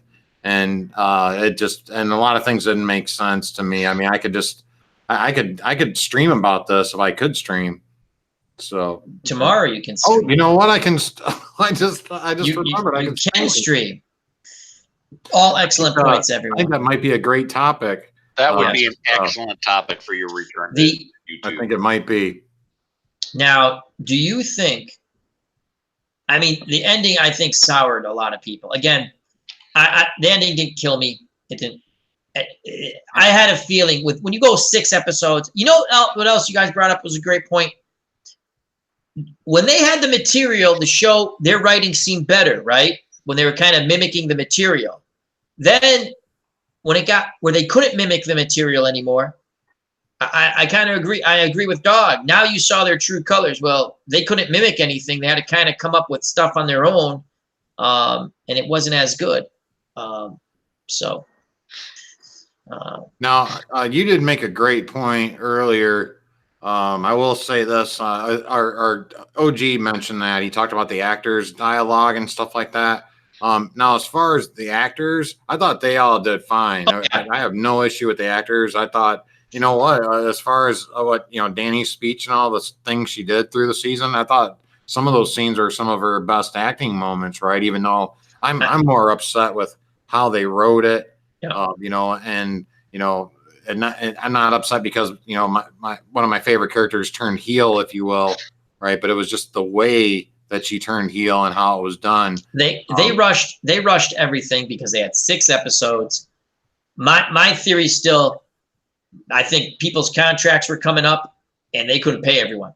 I don't know if that.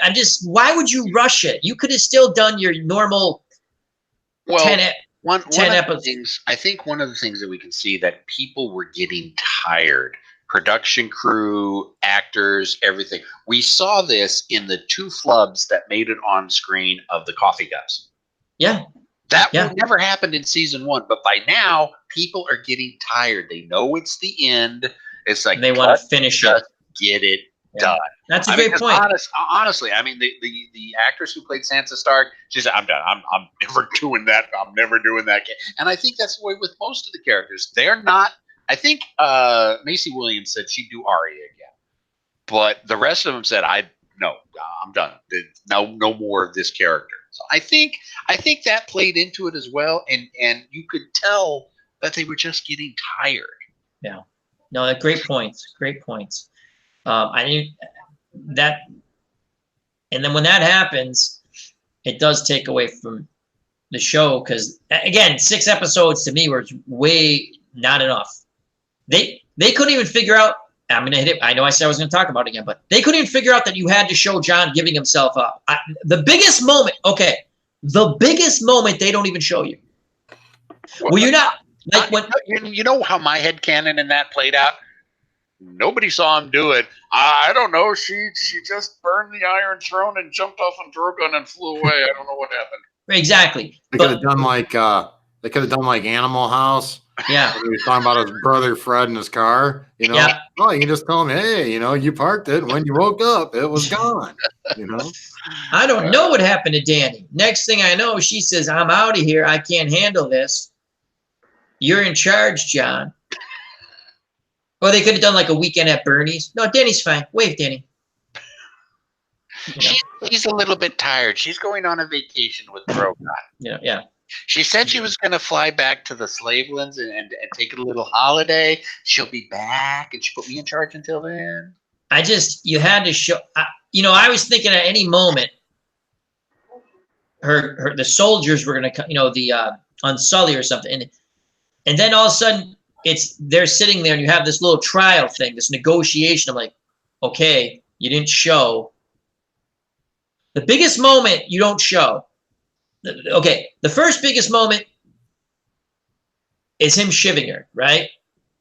And then you don't show the whole other. How do you not do that? That is, to me, that's shoddiness. That's not complete story. Regardless of 6 episodes to tell the story, at least try to tell it in a complete way. I don't have a problem with the ending. They wrapped it up. I get it. They put a happy ending on it. Go ahead. No, go ahead, Don. Oh, yeah, I was going to say, like all of a sudden Grey Worm's taking prisoners now, right? Even Tyrion. Yeah, I don't get it. No, go ahead. Yeah. You notice how quickly they executed Varys? Like as soon as they noticed that Varys did something scandalous, right? He was in front of Drogon, and that was the end of Varys, right? Now, as soon as Tyrion's found out, he's just arrested and just kind of left in prison for a bit, right? Or I didn't get that. I didn't get it either. And then he literally tells the guy to shut up. We've had enough talk from you, which he's barely talked through this whole episode. All he's done is walked. However, now, he finally he tells him to shut up, and then he keeps on talking. Yeah. And this man, right, that he just told to shut up is the one that nominates the man to be king. And then he becomes that guy's hand. And then they ship off the guy who is the star child, if you will, the R+L=J super child, right? They just ship him off to nowhere. Nobody even mentions his lineage or anything. R+L=J made absolutely, there was no reason for it. And now, again, great point. Drive Danny nuts, I guess, but that was the only what was R+L=J for? Yeah, because that was the whole thing. It meant nothing. You're right. Another great point, Doug. Excuse me. I like the rant. No, that's fine. We love your rants. I'm waiting for you to rant about the Indians, Cleveland Indians. That you go back to what OG said. And Dog and Bobby, you can chime in. The acting I liked, like when John went to talk with Tyrion before he shivved Blondie Smurfette. That whole thing where Tyrion keeps planting in his head, your sisters aren't safe, you're not safe. I thought that was really well. He kept planting in the head, you're not safe, the North's not safe, and stuff like that. So, and then we'll get up. What makes sense is why did someone have to explain to John that Danny's being. Danny's evil, dude. She's in. John knows nothing. Remember? Here's what my last shot at the Starks. Well, I'll be right. John's a Stark. He's stupid. It's the last. Now I get it, Al. I think I get it. Yeah. So again, you're right. Why does someone have to? Your girlfriend just whacked out 50,000 people quite brutally. How do you feel about it? He didn't let her get away with it. It just. There is a lot. I mean, could they have ended it better? Yeah. I mean, okay. Now let's get to the real important thing. Did anyone sign the petition, and is anyone going to therapy over a stupid show? No. To both. I'm not going to therapy, but I signed it. I had to be part of it. I signed that son of a bitch as soon as I had a chance to sign it. But you're not going to therapy, right? No, I'm not going to therapy over it. You know what it was? And even the guy that started the petition, right? He even, I think a week later, he went and checked on it. And he was like, holy moly, I'm getting close to 500,000 things on this. And he was just venting, And it was I wanted to be a part of the venting process. Absolutely. And telling these guys that, hey, we don't like your product. I'm going to interrupt 1 second, dog, because I made a little fun of it. But now I'm going to tell you something that I did with Walking Dead when they ended a season the way I didn't like it. I was on Phil the Issues Guy show. Not on, but monitoring in the chat and stuff. And I used to do a couple of fake call-in voices. And so they had called, they were trying to get through to AMC. This is for real. And they kept getting put on hold. And at the end, they actually did get through and they left a complaint, which was hilarious, right? But then I called back pretending to be from AMC. And there were people in the chat who actually, but yes, I understand what people get pissed off about. So we actually called to complain to AMC. So I understand that. I'm making a little jest of it. I didn't think, dog, that you'd be taking, any of us would be going to therapy, and thank God. And you know what? But the thing is, though, Al, I'm sure there are some folks that are. OG had talked about it. Right? No, OG? the therapy thing is real. There's been several news reports that have come across various news feeds of mine that people are requiring therapy for how upset they were and how invested they were in the series and how it didn't turn out the way they liked. Yeah. And Bubba says I don't know if Bubba missed what we were saying, but he's talking about how do they not show the John scene, basically. He says, they went from Grey Worm's war crimes of killing bound enemies of Daenerys to the arrest of John after he murdered her. Yeah, you did. That's the most important thing. And they just they did a Seinfeld, yada, yada, yada. They yada, yada over it. We give you Samwell Tarly. Yes, we give you Samwell Tarly. I'm going to be honest. I think this soured a lot of people. I don't think there's going to be as much interest in a prequel. Again, I'm not interested at all in a prequel. Might I watch it? I don't know. I don't think so. Because we already know how it ends. If they had showed us, I would have liked to see maybe, I don't know, like the characters younger, sort of like when they gave us some of those dream sequences with Bran. I would have liked to seen a little bit of that maybe, just to see how it went down. But even that, I don't think a series, just maybe a mini movie. I would have liked to seen maybe the battle with Robb and King Robb, who would become King Robb, and at the river. That could have been interesting, but I don't know. Well, you know what? I'd be interested. Oh, I'm sorry, Bobby. Go ahead, Bobby. I said the history of the White Walkers would be cool. Oh yeah, that would be cool. I'd like that. That'd be cool. I'm on the again, like I said, I'm gonna watch it. It's gonna break my heart if they don't do it. It's not gonna break my heart if they don't do it, right? But I'm more on the side of I think I would rather not see the White Walkers, and the only reason I'm saying that is because of how I know how they ended. I kind of know as far as the show wise, they've only given us kind of how they started, and which I kind of thought was, he was just kind of they just kind of copied what they did with Ultron in the Marvel comics, right? They just were creating this AI, if you will, to protect, but it then goes crazy and just decides to wipe out everybody that's fighting kind of thing, right? So, and then Sounds like the White Walkers. Sauron, Ultron, I guess, Sauron and Ultron kind of sound the same, don't they? So They do. So, but I'm kind of, I guess I would more not. I guess I'm not as intrigued because of that, though, just because of the way it ended. So yeah, I think it soured a lot of people. That's just my opinion. But again, a lot of folks would. I think could it work though? It might still be able to work. Maybe they would have to do it without like a Night King, if you will, or I don't know how they would have to do it. Just to move to that ending sours their whole journey. It's like you get to Wally World and it's closed. They punch that moose in the nose. Exactly. So, I mean,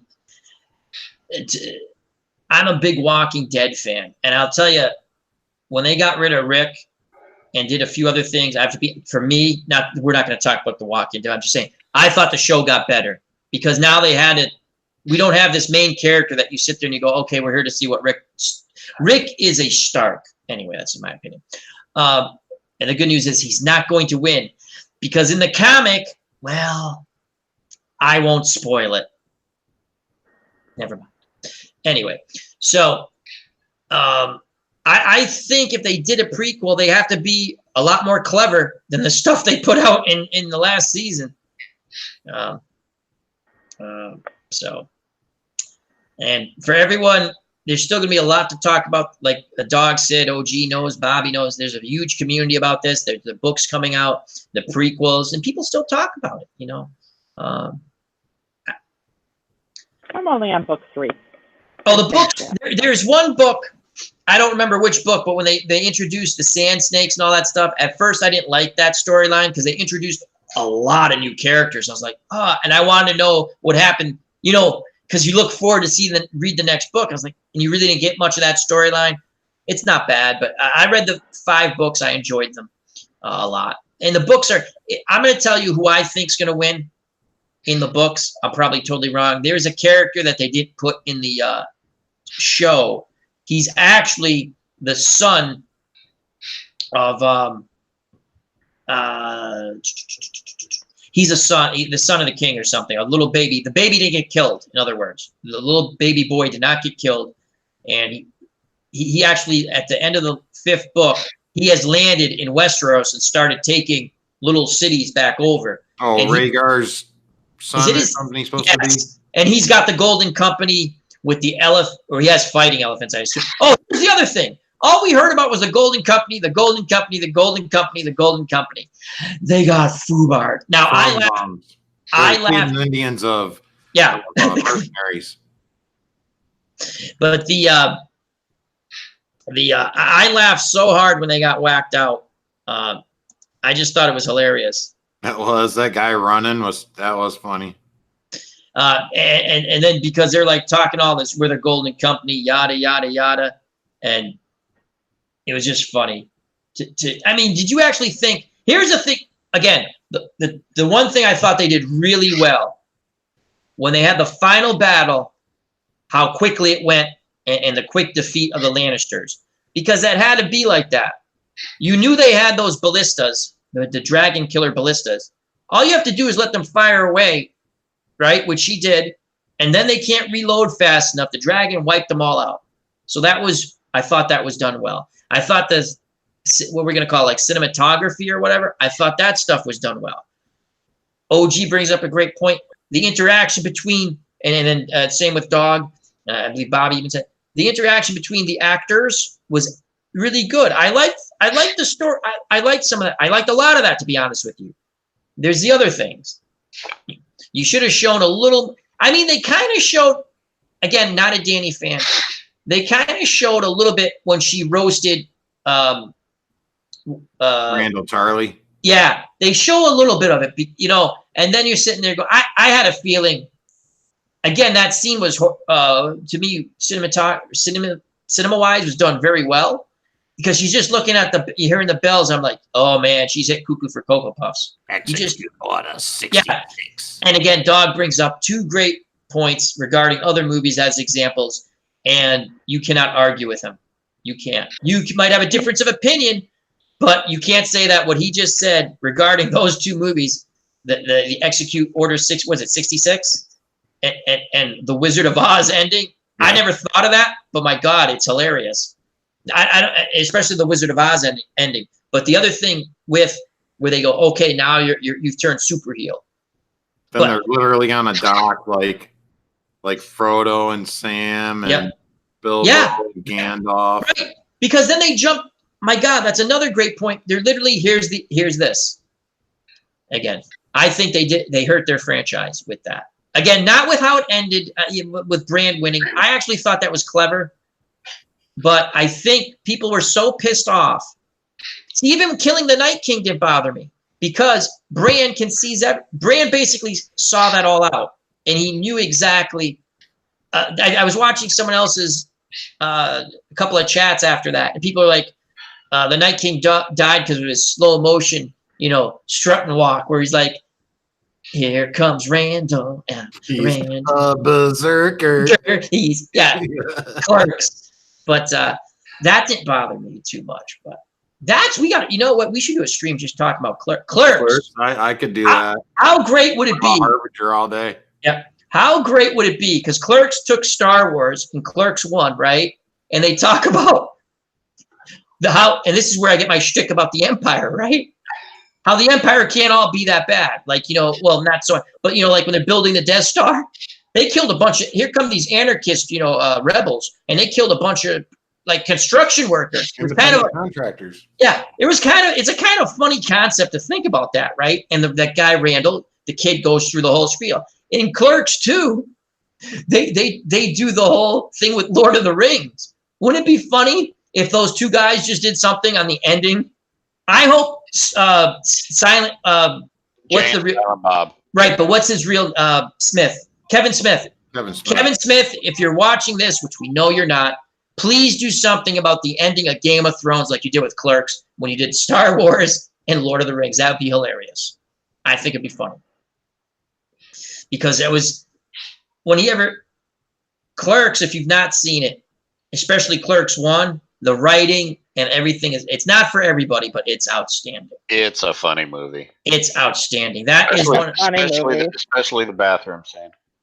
The darkened bathroom scene. Yes, they had so many. We're going to talk about Clerks. Should we talk about Clerks?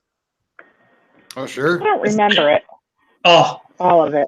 It starts off with a character who's out of high school and kind of doesn't know what he wants to do, doesn't want to go to college. He's basically clerking in a convenience store. His buddy, and in the old days, this is really the way a lot of them, there's a convenience store and next door was a video store. I could so relate to that because our video store that I went to was next to a convenience store, and then they took over the whole, you know what I mean? They took over the whole thing, but it's just these two guys talking about stuff. And it's really good. I highly recommend Clerks. Kevin Smith. I can't do justice trying to explain it. But the whole thing with the Star Wars, and I think you can pretty much find this on YouTube. The whole debate on the Star Wars thing is hilarious. I have to watch it again. Oh yeah, it's great, Bobby. And then there's another scene. Randall runs or is the clerk in the video store. A woman. Yeah. Oh my.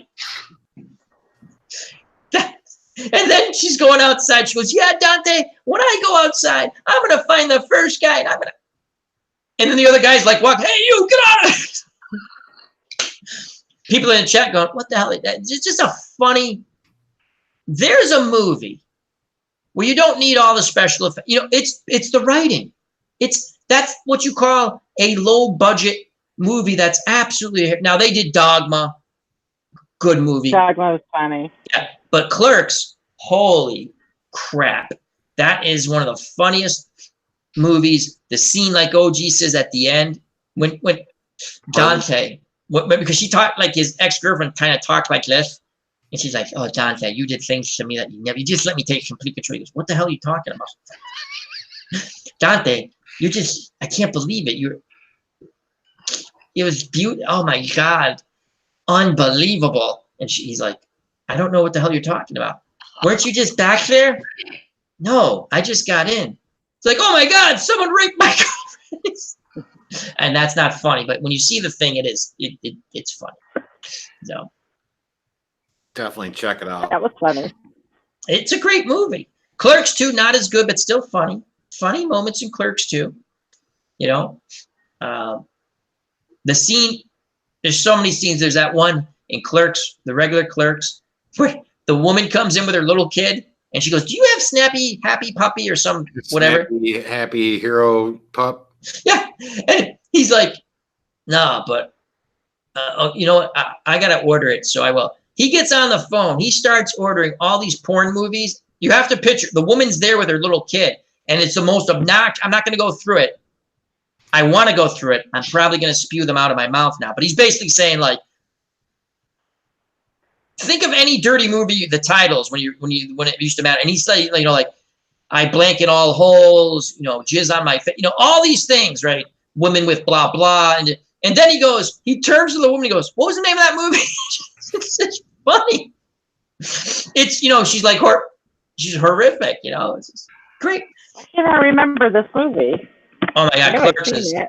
Clerks, and the other thing they like 1989 or something, 88, Still a 89. great I was in the movie. 90s. It was around 94. Yeah. I saw it in the middle of the Atlantic Ocean when I was on the John F. Kennedy. So yeah, you remember Navy TV, right? Oh yeah. Yeah. So that's where I got to see it from, and I was like, I "What is probably this?" sat there and went, "Oh." And yeah, it was awesome. I just remember I'd laughed the whole time. I just wanted to see it over and over again. Oh, I've done that. It's just Ooh, Clash of the Titans. Men Alone 2, the KY connection. yeah. He just goes through it's just so funny. And then the music, they use a lot of music, you know, but it's not from the popular band that does the music. It's someone else doing the cover of it. It's so well done. And the black and white is awesome. That was a really great idea. In fact, I want to say when they start off Clerks 2, I think it starts or it ends in black and white. I can't, but again, Clerks it's 1 just, was in, I don't know. I can't remember Clerks 2 ending in, I think it was color all the way through. was it all the way through? Maybe it's just my imagination. But yeah, Clerks, the first one was Oh, all it was all black and white. It was so much fun. And it made sense all through that movie. Everything that, and why me? You know, like I'm not even supposed, well, what was the line? I'm not even supposed to be working today. Like everything goes wrong. Great movie. Great. I mean, when Randall Have you seen the alternate ending? For Clerks? Yeah. No. Okay, well, I won't spoil that, but when you get a chance, I'll make sure I tell you after this. Make sure you get a chance to check out the alternate ending. I probably have watched it because I have the movie. I just don't remember it. It's on it. Yeah, if you have the movie, I have the movie, so I have to check that out. I don't remember it. Yeah, check out the original ending. It's just to me, that is what's lacking in Hollywood now, originality. You know, I have an idea that I'm going to be sharing with Dog offline after, or I'll email him, just because Dog puts together these really cool music to scenes, and I have this really good idea that either he can help me with or he could just do it because I just want to see it. Taking a very good song, and I think he'll like the song, and it's not like a rock and roll song. It's just a really great song, and putting a couple of certain type of endings to it. Mostly cowboy movies endings, because it's like the redemption of a. My favorite type of characters, just to get off Clerks and we go all over. My favorite type of characters are why I like Negan in a way. It's the redemption arc, and when in a lot of these westerns, and I'm just gonna bring up Dog OG. Bobby might have. Have you seen the Alan Ladd movie Shane? Oh yeah. Okay. Now I saw that way back when I was a kid, but because it's on the Western Channel a lot now, my dad likes. I actually sat there and really paid attention to it. Again, the acting in that time period's different. You got to get past that because everyone's like, "Oh, the kid is the most annoying." Shane. Oh God, stop, Joey, stop. Yes, that is that you think if you watched Walking Dead that Carl when he was young was annoying? Shane. Oh, I don't stop. think I've seen it. Anyway, Pretty but good, Al. it's a great. I You know, remember being annoyed. I've seen the movie so much, dog. That, again, and I have to really like the movie if I have to get through that stuff, right? And basically, Shane, I'm not giving anything away. If you haven't seen it, you're probably not going to watch it. Shane is a killer. He's a hired gun. He comes across. I had a theory that I thought that was his girlfriend before, but it's not. I don't think it is. At first, I was like, maybe he knew that woman before. I just think, like, he shows up at this. No, it's Alan Ladd, who's like 3'5". He's very short. Great, pretty good actor, but he's very short. And they did certain scenes because I watched his biography, and they're telling how they would try to make him look taller, like they put him up on the higher step. But it's a good movie, excellent movie actually. And he's a killer. He's a hired gun. He shows up at this farm. I forget, like, just for something. And he likes the people. They give him some food and stuff. He talks to them a bit. And then he has a little conversation. Like, and the wife says how she hates guns and yada, yada, yada. He says, guns are just, it's the person who uses it. It's a tool. And then all of a sudden he goes outside because they don't want any money. And there's a stump. And if you've ever removed a stump, it's really hard, especially by hand. I've done that when I was younger. It sucks. Okay. And he starts helping remove the stump. And the husband, the father of Joe, they do it together. They become friends. So he just starts working the farm, and he likes it. Fast forward, there are people who don't want the farmers to be there. They're very brutal. In fact, Jack Palance plays an awesome role of show me. Remember what that was at his line? Or prove it. Show it to me. Or prove it. He plays the bad guy so well. He's a great bad guy. Oh my God, he's just awesome. Anyway, it comes down to the end. They're trying to lure. The bad people have killed some people, and they're brutal, right? They're so brutal that one of their own crew doesn't want to do it anymore. He doesn't take place in the killings, right? He actually goes warn the main character, Shane, hey, they're going to kill Joe, right? That's the farmer. And so Shane and Joe get in a fight because Shane doesn't want him to go. He goes, I'll handle it. Because now he's back in his I'm going to kill people garb, right? And he just goes. Then you get the most annoying Shane. So you got to put up with that for a while. And then it's dun, dun, dun, and he's riding in. So he gets there, and there's this great line. They're waiting to kill the guy Joe, and they go, where's Joe? He goes, you got to deal with me. And there's 3 of them, and you could see him eyeing to see if there's any more. And he goes, you got to negotiate with me. And the guy says, you know, Shane, because now they know the guy's a killer. They kind of figure out who he is. And they've hired their own killer, their own gunman. And he says, our time's coming to an end. And Shane basically says, yeah, you're right, but your time is coming to an end sooner. And it's just a great, I'm paraphrasing, but it's a great line. Shane, being the good guy, you can guess what happened, or the nicer bad guy, right? You can guess what happens.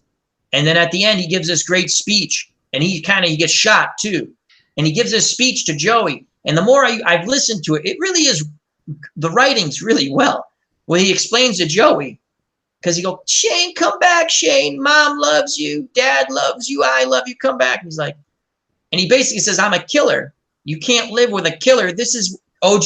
I'm describing. Oh, no, you're describing it just the way, yeah. And he says, I'm a killer.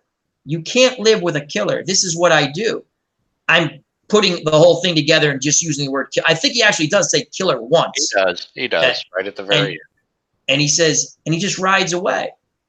Now, the thing I've noticed, because I like, after liking the movie so much, I've watched that ending over and over again to pick it apart in my mind. I noticed, because he got shot, when he rode in, he's riding like this, right? When he's riding away, his other... Well, one of the things, he's slumping over. The point is he's dying. And that's what I interpret, that he's dying. Well, yeah, and he knows that he's dying, because if you look in his speech that he gives to Joey, he's not giving the speech to Joey, he's giving the speech to himself. Great point. And he knows he's going to die, and he's not going to save him because he knows what type of man he is. Yeah, I never took it that he was talking to Joey. He was speaking out loud to Joey, but he was speaking to himself. Yeah, that you can't. That is, man, we need to do like Dog did with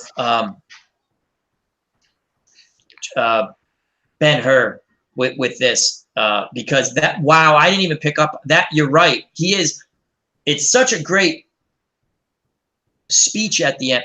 You're right. Maybe he's telling himself like, yeah, I can't, I'm dead. I'm a dead man. He's had a taste of what real Normalcy life is like. Yeah, and he kind of liked it. He actually liked it. He liked it, but just like Al Capone, when I try to get out, they keep dragging. He is what Vito Corleone. Michael. Michael Corleone. Yeah. Yeah. He is what he is. He's a killer. He knows it. Yeah. The Cubs the Bears says, I like Shane very much, but I'm liking the Red Sox Cliff Notes version a lot also. It's a good, again, I don't want to go out. Older, thanks for joining us, the Cubs the Bears. Greatly appreciate it.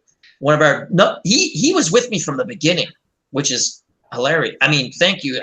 So, yeah, the Cubs the Bears. It's unbelievable. But wow, I never thought of that, OG, because I picked up that he's dying. And it took me, I'm sitting there, is he dying? Because he does. Then I really watch, because when he's going in, he's like this, right? And then when he's riding away, he's kind of like just starting to slouch a bit. And I'm like, that guy shot him more than he's dying. That's why he wants to. I thought he was leaving because he was dying. But I didn't pick up, like, what you just said makes a lot of sense, that he's giving the speech to himself. Like, this is who I am. The end. This is how. You can't live with a killer. He can't live with himself. No. That's and he does say to Joey, though, you're right, because he stops. He kind of changes his speech. He says, listen, go home. Your mom and dad, again, I'm paraphrasing. Your mom and dad are good people. Take care of them, Joey. Grow up. And he says, damn, that makes so much sense now, OG, because he says, grow up to be a good person, a good, strong person with like good values. And again, what makes the movie is you figure out right. I mean, especially if you watch it over after already knowing he comes out, I'm a killer. I kill people. This is what I do. Now, OG and Bob, but Bobby hasn't seen it. Now we'll move on. I just like to talk about. I really do enjoy this one. Dog. I originally thought that he knew the woman on the farm, but after watching it, I don't think he knew her. I just think he wandered, like he needed some food or something. Like he just shows up and he's. Yeah, I think it was just.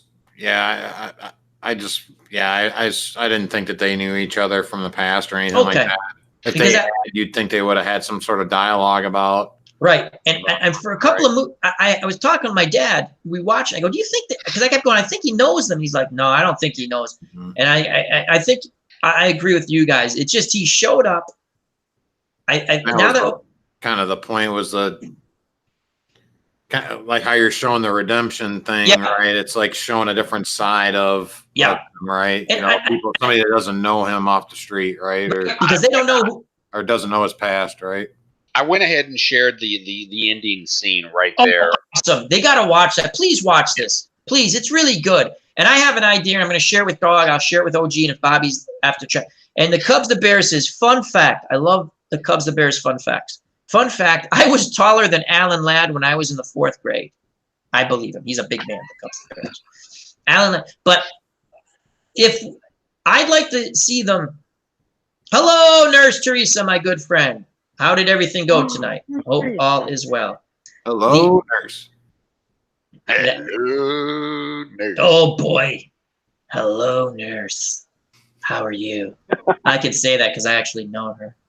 For real. It's not like make-believe. It's not like when I say I dated Raquel Welch, which I did.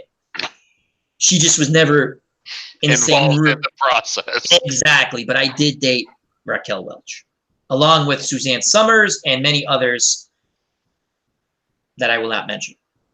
Anyway, so the whole, yes, those are my favorite. I have to say the Shane character really grew on me just for that. And now that you said the thing, OG, now I got to watch it again because now I didn't take it from that point of view. But it makes so much sense because the guy just wanted to get away from himself. He didn't want to do what he was doing. But I don't think I've seen this one. Oh, it's an old movie, Bobby. It's early 60s. I mean, I think it's 50s. I don't even think it's early 60s. It was in color. My grandfather.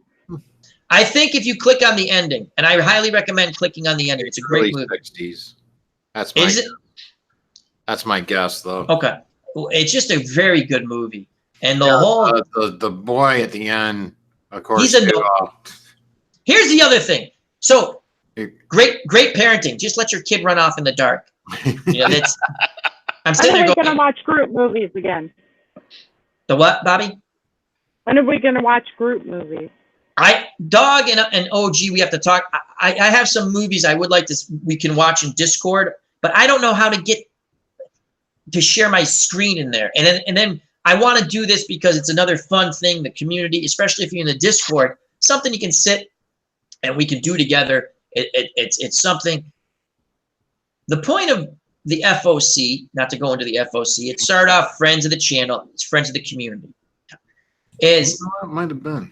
Everyone has a place you can go watch other people or your videos and stuff like that. But yeah, I would like to do a movie. It can be done because there was someone who did. I think. Oh boy, I can't think of 53. It's in the 50s. So, but yeah, yes, Bobby.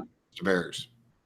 It's a good movie. And the ending. Thank you, OG. It's just, I tell you. That's a great ending. I'm going to kind of give away a little bit, and then I'm going to talk to Doc. So that's one of the endings. The other one's the good, the bad, the ugly. The ending is awesome. And again, it's the redemption. And again, there's one true evil human being in that movie. Angel Eyes. Angel Eyes. Tuco's not really horrible. He's Tuco. You shoot, you don't talk.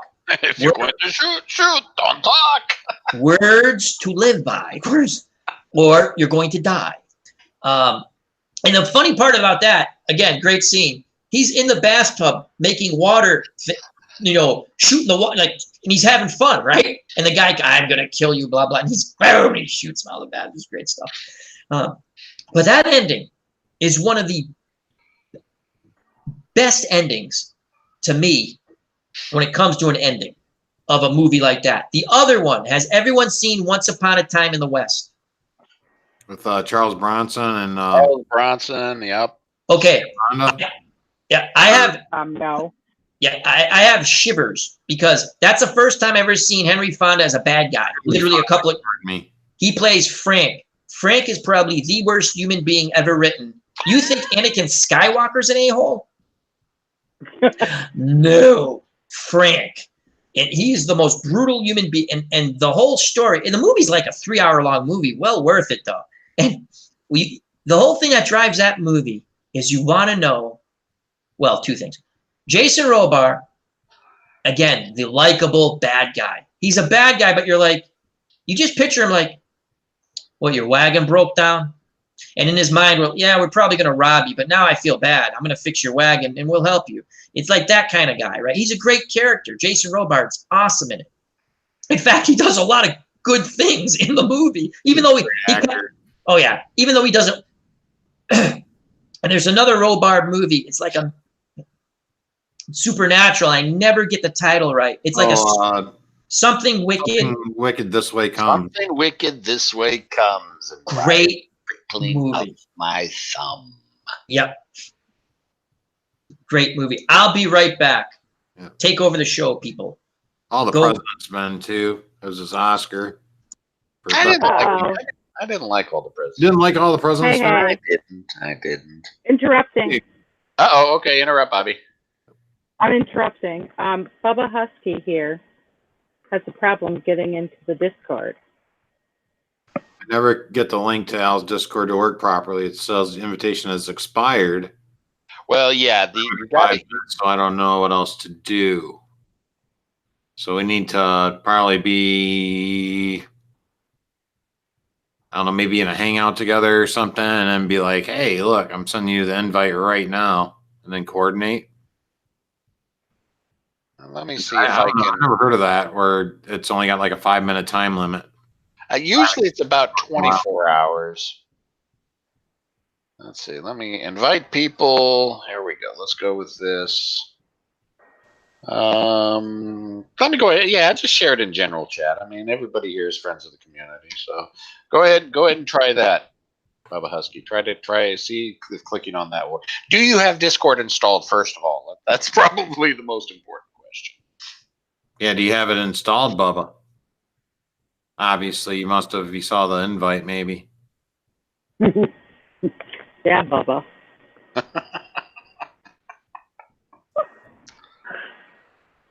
I wasn't using mine for a while. Too many drinks. I installed it a while ago, but I was only using it for pretty much Final Fantasy 14 for like Voice super comms. Yeah. Oh my God, I want to play Final Fantasy 14. That's all. That's what I've been doing the last couple of weeks, getting ready for the new expansion here. Which is going to be in a couple of weeks. So I got all my mounts are going faster now and stuff. So yep. You should stream it. I want to see it. Oh yeah, yeah. We're gonna be streaming that like real soon too. I can solo all the extreme. What's the new? What's the new game? Oh, Final Fantasy 14 now. Oh, cool. When are you doing that? New expansion's coming out on I think July 2nd. So I love those. Those are always great. But anyway, Jason, I don't know. I like Jason Rowe, but that was the last thing I know we were talking about. That's cool. Yeah, check out. I forgot to say it. Dog. Tell us about your channel. Oh my God, I'm so stupid. So yeah, once again, I checked earlier right before I came over here.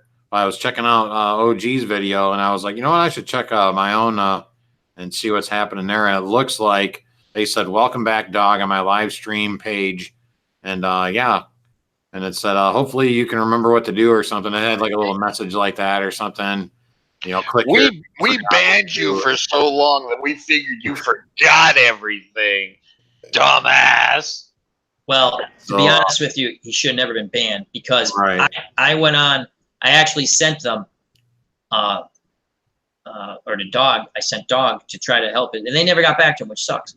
I went and found a bunch of videos that did exactly what we did, and they weren't banned. Reaction videos. Yeah. You know, people doing reactions to music videos, and they're streaming the shit straight from YouTube. So I don't know why. I just think it's too bad. But you're back, and now just stick with still shots. But you know, hey, at least it's over. Melty in here. And we'll be back now.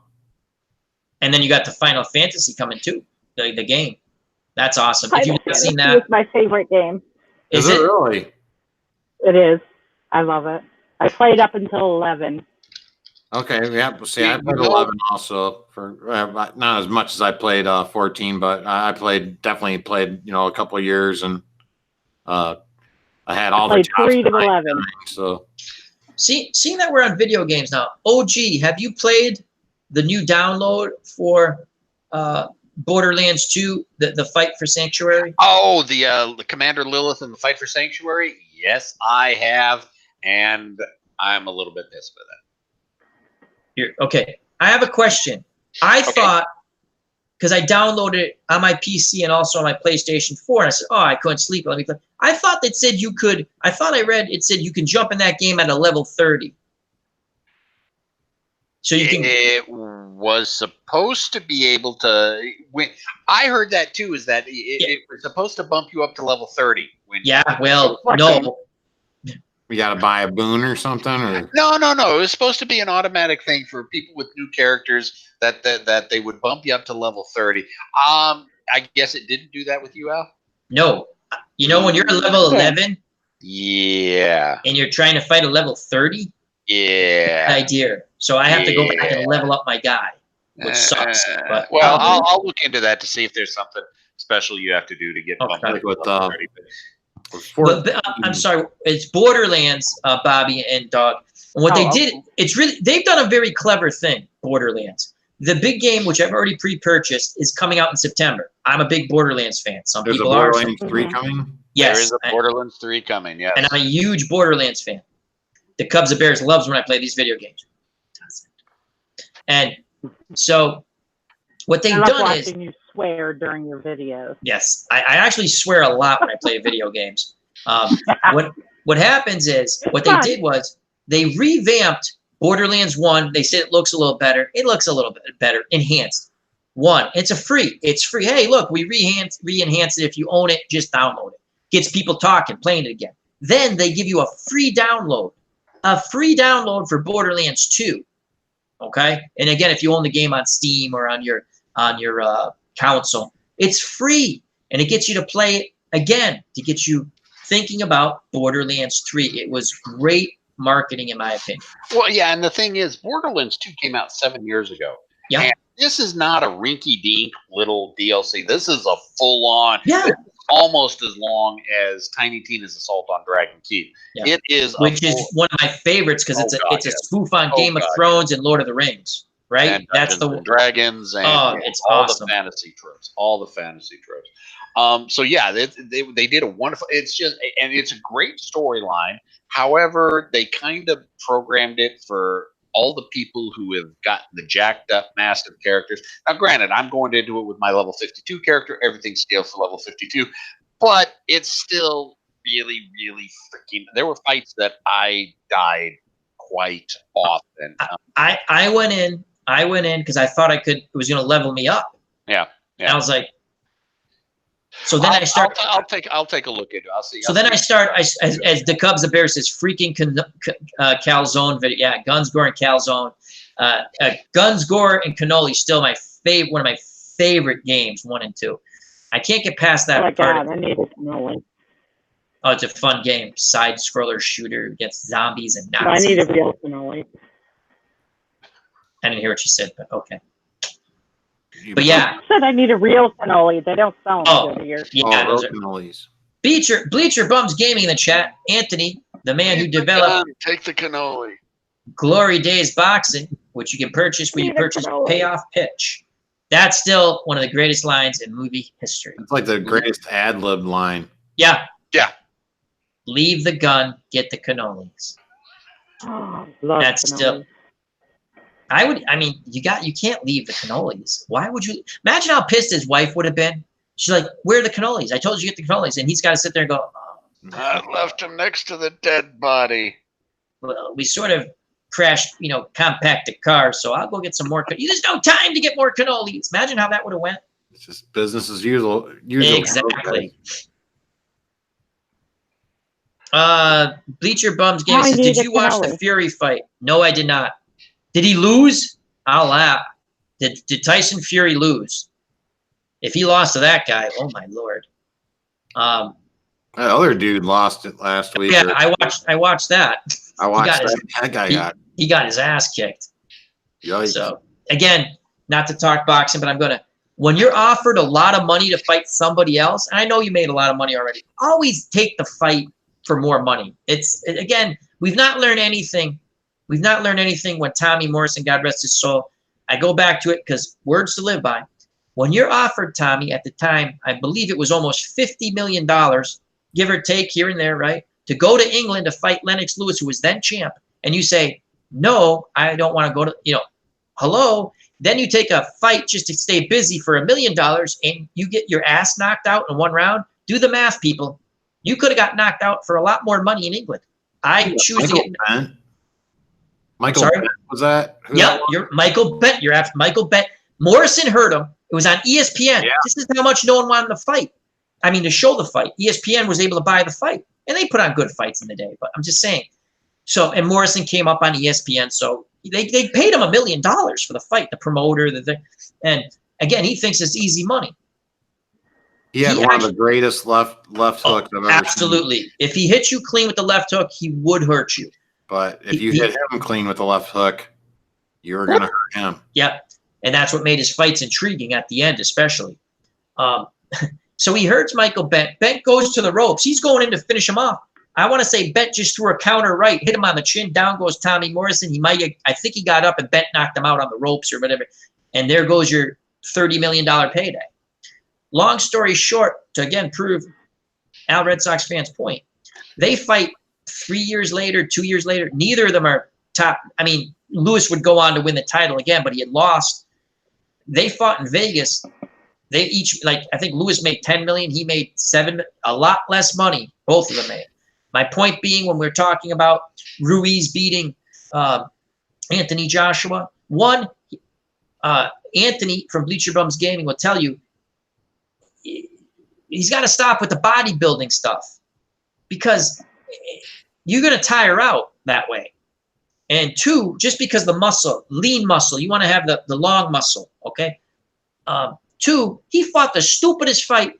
You're going to stand there. He should have been working behind the jab and throw the right hand and the uppercut when the guy gets in close. 3, they underestimated Pudgy Guy. Just because the guy's pudgy and doesn't look like a fighter. And he can throw those hands, man. He was very quick-handed. That totally messed up Anthony Joshua. And then the guy, when he hurt him, he was going for the kill. And hats off to Ruiz. Can't find my muscle guy in here. Damn it. You can't find muscle guy? Just type in Anthony Joshua. Yeah, Anthony Joshua. Stupid emote. He's got like 2 first names like Michael Jackson. So Tyson destroyed that guy Schwartz. I think it's the guy who was in that movie with Bill Murray. As the Cubs and Bears says, the Cubs and Bears says, not to talk boxing, but I'm gonna. Classic Al comment. Ha, you're right. I always do that. I got to work boxing in somehow. So, but yeah, always take the money. Always take the cannolis and leave the gun. It's very simple. Very simple, people. Bleacher Bum's game is Ruiz had good hand speed, but Joshua did a terrible job using his. Oh, absolutely. It's just and it happens. It happens. Now, if they fight again, maybe Joshua knocks him out. I don't know. I'm just saying. Here's the thing. You had your 2 big fights out there, either Tyson Fury or Deontay Wilder. A lot of money. Always take the money. You're going to have a rematch clause most likely. Even if you lose, you're going to make more money. And then you still get your shot at winning. You don't want to lose. I'm just saying another example. Guy played for Miami, the college football. He actually went to class. He was a defensive lineman. This is in the mid-'80s, I think, or early 90s. The name Rusty sticks in my head. I could be wrong. Everyone wants him to come out his junior year. He's going to be a top 5 pick in the NFL. This is how good this kid, whether he would have been like that in the NFL, but he's projected to be a top-notch defensive lineman, buku cash at the time. He says, no, I want to get my degree, which is what, right? He blows his knee out, never plays professional football. Now he got his degree in this and that. I think he did. But you could have always went back to get your degree. You always take the money. Always. Are you talking about Robert Smith? He was a running back, right? Right. Yeah, he was a running back. I remember this guy he was a lineman. He was playing football anyway. But. He was a defensive lineman, I believe, for the Miami Hurricanes. I remember the story. Rusty sticks in my head. I'm probably totally wrong with the name, but that's what you know what I have Vacation, that movie Vacation, which the son's name's Rusty, so it's stuck in my head. So everyone's gonna be named Rusty. I'm gonna be like, hey, Rusty, how you doing, Rusty? So, yeah, that's a great movie too. I think the Christmas one though, I actually like that the best. Shitter's full. Again, classic line. Shitter's full. I'll take the nut, Clark. Remember? What the hell was the dog's name? Snots? Was the dog's name Snots because it had a sinus issue? The Rottweiler? And he goes... Aunt Edna's dog you talking about? No. There's wasn't Dinky or something. He had the shit, so he had to sleep in the barn last night. Yeah, something like... And he goes, if he gets a lichen to your leg, it's best you let him just finish his business. He goes, it was just... Oh, that one. Snots. It is Snots. Yeah, it's okay. Snots. Oh, Bubba says. I was thinking of Dinky, the one he left to the tail or to the end of the car. That is the thing that makes that movie classic. If you've ever put up Christmas lights, the old-fashioned Christmas lights, where if one bulb was out, and I used to do this with my grandfather. Okay. Why is this funny already? Right. And you'd sit there and you go, and you have to find the stupid light bulb that didn't work. That's the only way the other lights would work. So I related to that. And the whole thing of untangling light bulbs, no matter how you put them back, they always somehow, you took them out of that box, they're like, what the fuck? They're like, just, so. Oh, funny. I knew it. But anyway, I digress as usual. What else would you guys like to talk about? We're coming up on 1 a.m. I think we'll call the stream at 1. So we got 10 more minutes. We opened it up to the chat. We had a lot of fun. Snots. Chopper Who was Chopper? from Stand By Me. Chopper was that was the dog in the junkyard Mm-hmm. when they had to jump. That was a good movie. Stand By Me. That was a very good movie. The guy, the blonde, played the bad guy. Oh God, Kiefer Sutherland. Kiefer Sutherland. And then He had River guy Phoenix was in it. the guy from Star Trek was in it too. And, Will Wheaton. what's that kid's name? He was in Daryl and the Star Trek kid. I never remember his name. Will Wheaton. Oh my God, it is Will Wheaton. Yep. I never remember his name. That Will Wheaton guy. Sick balls. Corey Feldman's in that too. Right. He was the kid who had the ear. The father put the thing to his ear. Loony. Yep. They don't make. I mean, is there, dog? What movies? I know you were happy about the movies that came out. As Clearly Clever says, whatever happened to Will Wheaton? He did Big Bang Theory episodes, which was funny because the whole way they built that.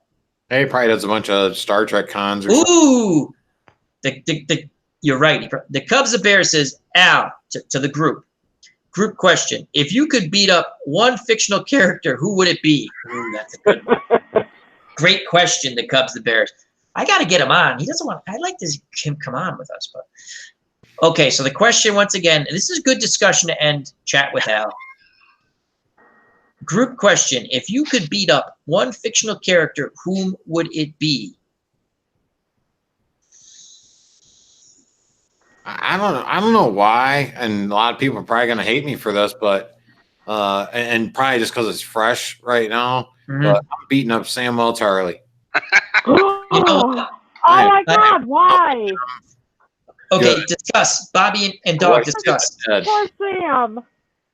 Did you see what he did to Ed? He got Ed killed. He got Ed killed. You're right. He did. Like Snagglepuss. He's like, exit. He didn't mean it, but they were just going back to that thing. He's gonna get somebody killed. Okay, hold on a second, because I gotta go to the chat with this now. Clearly Clever says Biff from Back in the Future, easy one. That's a good one. Moni G says Val Kilmer in Top Gun. Oh, Both jerks. Ooh, the Cubs the Bears. This is a good one. You guys are gonna like this. I would beat up Bill Macy in Fargo. That was the guy who had his wife kidnapped, right? Right? That's I don't know that one. That's a great film. Fargo is a great movie. Fargo is, we're just gonna have to do a movie discussion night, like for real, as opposed to I start out somewhere and go and end up there. Yeah, that's a good one. We need to watch movies, so we need to figure that out. Someone has to help me figure that out. Al, Red Sox fan, as you notice, has a lot of good ideas, but does not know how to technically execute them. I want to talk all the way through them, so it has to be something we can chat at. Right, but we have to do that in Discord. You can't do that out here. Bobby's going to talk? That's Bobby's not like, in the movie, yes. Isn't it? Okay, so we have one vote. A lot. One vote. Dog says Sam Tarley. OG hasn't told us yet. Clearly Clever says Biff from Back in the Future. That's a good one. Sam Tarley's a good one. The Cubs, the Bears, Bill May, a good one from Fargo. And Val Kilmer, again, I never really watched Top Gun. I know everyone in the world's watched Top Gun. I've never watched it all the way through. I hate Tom Cruise, so I don't watch any Tom Cruise. That film. Okay, I'm gonna tell you who I would like. Iron Eagle. I would. Oh, Iron Eagle was with Lou Gossett Jr. I like that one. That was a good. I like that one. I would. What fictional character? Oh, Aquaman. Definitely Aquaman. Screw him. I hate Aquaman. Yeah, you do. I like Aquaman. Oh my God. Aquaman as a kid. I would be. He was not top of the line. He wasn't even your fifth cousin. He was horrible. Well, come on. Listen. No, Bobby, let's be honest. you like Jason Momoa Aquaman, not Oh, necessarily no. Oh, the 70s cartoon Super Friends Aquaman. yeah, that's what I like. The old. Oh, Oh okay. my God, Bobby. I'm old. Come on. The Aquaman, I would sit there and go, why don't you? And I literally thought, why don't you just throw salt on him? That was my whole thing. Throw salt. As a kid, I'm like, throw some salt on him. Morton Salt. Go F off. Come on. He was the worst Aquaman. He sucked. I always He was felt not bad for top of the line, but he was cool. He was like Johnny Cool. Quest. He was, He's like, he's like, let me call my fish friends. You know just fish friends probably think, can this guy, he can't do anything himself, this stupid son of a bitch, right? Like the fish, they're doing their thing, and he's like, that guy can kick my ass. Let me call my fish friends. And they're like, really? We got to fight your battle again? You know, the orca's sitting there going, I really hate this guy. I hate him. I used to like Aquaman. So, as That's why I again, didn't like the new Bleacher movie Bums too. Gaming, he likes the new Aquaman because he says Aquaman is married to Lisa Bonet. Can't hate that. LOL. Yeah, Who we're some of talking. these folks in the chat beat up? Okay, Bill Macy, the Cubs and Bears was the last one, and I said Aquaman. Lisa Bonet, really? I didn't see that one coming. No. That's Bleacher Bums Gaming saying She's married. Carl Drago. Really? To Lisa Bonet? Yeah, from yeah. Cosby Kids? No, as he quickly says, no, I just like Lisa Bonet. Just in case she watches this, he's like, no. Yeah, Aquaman's just. Ugh. What did you like about Aquaman, Bobby, as a kid? The dude with the blonde hair and the orange and green. No, I think I liked all the superheroes. It didn't Okay. matter how lame they were. I just liked them. I was Listen, little. if you What had about, to take, what about the Wonder Twins? oh my God, the Wonder Twins. Form of water, Right. shape of buffalo. I know. I'd be like, why don't you just go ahead, dog? Sorry. Oh, he's reading the chat. So, Form of a big freaking. Bubba Husky says, give me a shout. Give me a shout if there's an underwater battle. Exactly. How much crime is committed underwater? Form of a popsicle. Exactly. I was little. I liked Aquaman. You know when you make here's the whole thing. Superman's like, hey, Superman, we need you to do stuff, and everyone's like, yeah, Superman's cool, right? At least when I was a kid, everyone liked Superman, not like now. Where everyone's like, so they're sitting there going, yeah, Superman. Imagine when they told him, let's just think like this real life. It's fake. I get it. It's fictional. But so Superman's like, yeah, okay, yeah, I like to fight crime. I'm a pretty nice guy. I like to kick ass. And they're like, okay, we're gonna team you up with Batman and Robin. He's like, I really don't need anybody, but okay, just make sure they can make sure no one has like, a kryptonite bullet. Because again, as a kid, I always thought like a bad guy, like, why don't you just shoot him from distance with a kryptonite bullet right through his head and he's dead? But that's just me. And so, come on, everyone knows you thought about that. So then he's like, he's okay with Batman and Robin a little bit. And then they're like, yeah, okay, and we got these other teenage kids. Who? Zan and Jaina. They're like space teenage kids. What do? Well, they form of water and form of an eagle. Okay. And how the hell is that going to help me? I don't know, but that's what they do. Do they have like super strength or something? No. Can they fly? Well, Jaina can when she turns into a bird. Okay. Do they have X-ray vision? No. Okay. All right. Why do we have to take him? We got him under contract. Can we trade him to the bad guys? Can we get Solomon Grundy Crush?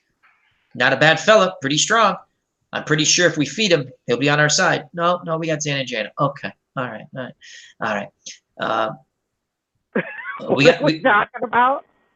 And then they're like, now they're like, okay. So they go through all the superheroes. I can't even. Okay. We got Green Lantern or whatever, Green Arrow, some idiot, right? And they're like, okay. Green Arrow. I like Green Arrow. But it's Superman. He doesn't need any help. It's Superman. At least give him Captain America. I know it's different comics, but at least give him Captain America, right? So now they get down the line. We got the Indian who nunchuck. He grows really big, and Superman's probably cool with that. He's like, okay, I like that. We can use him. Nunchuck we can use. Can we get rid of Zan and Jaina? No. Okay, we'll keep them. Now they're like building their team up, and they have some other lemons, and he's like, okay, whatever, we'll take him. And he's thinking, this is the way Superman's thinking. He's like, how do I keep these idiots from killing themselves, right? So now he's thinking about it. And now they're like, he looks at the guy who's forming the team. He says, wait a second. You're not telling me something else. Okay, well, we got Aquaman. What? Aquaman. What? Who? Aquaman. You mean that jackass with blonde hair who wears the orange and green? The guy who's in the ocean who doesn't even fight his own battles. He's like, hey, fish friends, come help me. They hate him. I've been talking to them. They hate him. You got to take him. Listen, can we just get him killed? And they're like, whoa, Superman, what are you talking about? Can we just send him somewhere? Okay. So he's always probably sending Aquaman. He's probably going, okay, Aquaman, we got a big mission for you. And Aquaman's like, yeah, what? And he's like, well, we got to send you here, and you got to send you to the moon. And it's really important, isn't it? And Aquaman's like, I can't go. I got stuff to do at home. Because you know why Aquaman can't go? Are there any fish on the moon to help him? No. Aquaman was so lame, he got his third cousin to be his nemesis, Black Manta, or whatever the hell that jackass is called. Another, really? Maybe that's why I liked Aquaman, because he was unliked by people like you. What's there to like about Aquaman? He talks to fish. The fish don't even like him. The fish don't even like him. No. I was little. I liked Aquaman. You know what, Aquaman? I would like to take Aquaman. Okay. Strawberry Shortcake and all of her minions, right? The gummy bears. I like Strawberry Shortcake too. You put them all on a boat and you sink. Well, no, because Aquaman. You know, I bet you if you sunk Aquaman, I bet you it'd be like Aquaman. Like the way it should have ended with Aquaman was like he's getting his ass kicked by somebody, and like he's fish, come help me, and they're sitting there going, what has he ever done for us? Has he even sent us a Christmas card? No. A birthday card? No. Do we have a pension plan? No. Oh, you're killing me. Does he save us from our friends getting caught by fishermen? No. Nope. So why do we help this guy? I seen him eating fish on top of it. He's the king of Atlantis. Who made him king of Atlantis? I didn't vote for him. I mean, I don't think the fish voted for him. There's Aquaman comics. Are you kidding me? Who buys that? No. Huge. People buy Aquaman comics? Mm-hmm. Aquaman's actually badass in the comics. Yeah, he's got more That's than. why I used to read the comics, and then they came. Don't try to save yourself, Bobby. You said that cartoon. He's the lemon. Okay, what is he? Okay, I've never read the cartoon, but my brother collects comics. So okay, so what's a badass thing? What's a badass thing he did in a comic? Kill a snail? What? What's he? He's super strong, and he's the master of fighting with the trident. Really, that's about it. He can't even. I don't even remember. I just remember liking him. Well, I can tell you about Superman. He can make the earth go the other way. He can look at women. Well, that's a separate super strength thing. Like he can, he can look through people. It's called X-ray vision. You're just being bad. And he's super strong. And here's the other thing with Superman. People are like really stupid. Remember, did you ever watch the Clark Kent, like when you were a kid, the old black and white ones? Where George Reeves? Yeah, and you're sitting there going like this. You're sitting there going, so when he does this, remember when the aliens came? no one knows who he is. But when he does this, he's Superman. Don't they know? No, it's also the little thing with his hair on his forehead. Right. Right. He does the little twist when he's Superman, and no one can recognize him. He smooths it back when he's Clark Kent. Christopher Reeve did that too. Yeah. And the Cubs of Bears brings up a good point. Who the hell ever needed the Flash? You know what the Flash is good for? Running away from a fight. Did you do anything, Flash? Flash too. Why you like? Oh my God! You know what? I just realized I like the Legion of Doom. Guys. I like the Legion of Doom. I just realized I don't know There were what a that couple characters from the Legion of Doom that were pretty. I liked Solomon Grundy. I did like Solomon Grundy. That's why I brought him up. Remember Solomon Grundy? Crush. Hey. Oh, I didn't know who that was until Gotham. Oh, they turned that guy into Solomon Grundy. Then they brought him back, and Penguin killed him. That was awesome. You can't kill Solomon Grundy. Well, they did in Gotham. Well, Gotham doesn't count. F Gotham. Oh, I love Gotham. They've taken so many liberties. That's the way it should be. They made the Penguin a likable bad guy. Well, if you think back to the old Penguin, he is nothing like that. Oh my God, Danny DeVito. Oh, that was His awful. Penguin was Thing. awful. I did like the Penguin on Gotham. I did because it was a different take on it. I'm not a big comic book person. I liked the Penguin on Gotham. He was the most interesting character. Him and the Riddler were actually really well written. They were funny. They did again. I like the comedy aspect of it, but they did. Are we still on? Yeah. The live Okay, the thing started to spin. Anyway, it's coming. Oh wow, we're over budget by 5 minutes. All right. Sam, the Tangled Web is here. Good friend of Comics with Bueller. Please check out that channel, Sam's Tangled Web. Now, Sam is a big comic books guy. What do you think of Aquaman, Sam? What do you think of Aquaman? And is he cool in the comic books? I don't know. I'm not a big Aquaman fan. As the Cubs of Air says, Burgess Meredith was the Penguin back in the day. Yes, he was. Still one of my favorite movies. The Batman movie with Adam West, the rubber shark. Good So one. Cesar Romero is the Joker. Yeah, still fun stuff. Third best Joker in existence. No, Third. Sam, not the movie. The Aquaman in the comics, if you've ever read it. Anyway. Who's the Riddler? Rodney something or something Rodney?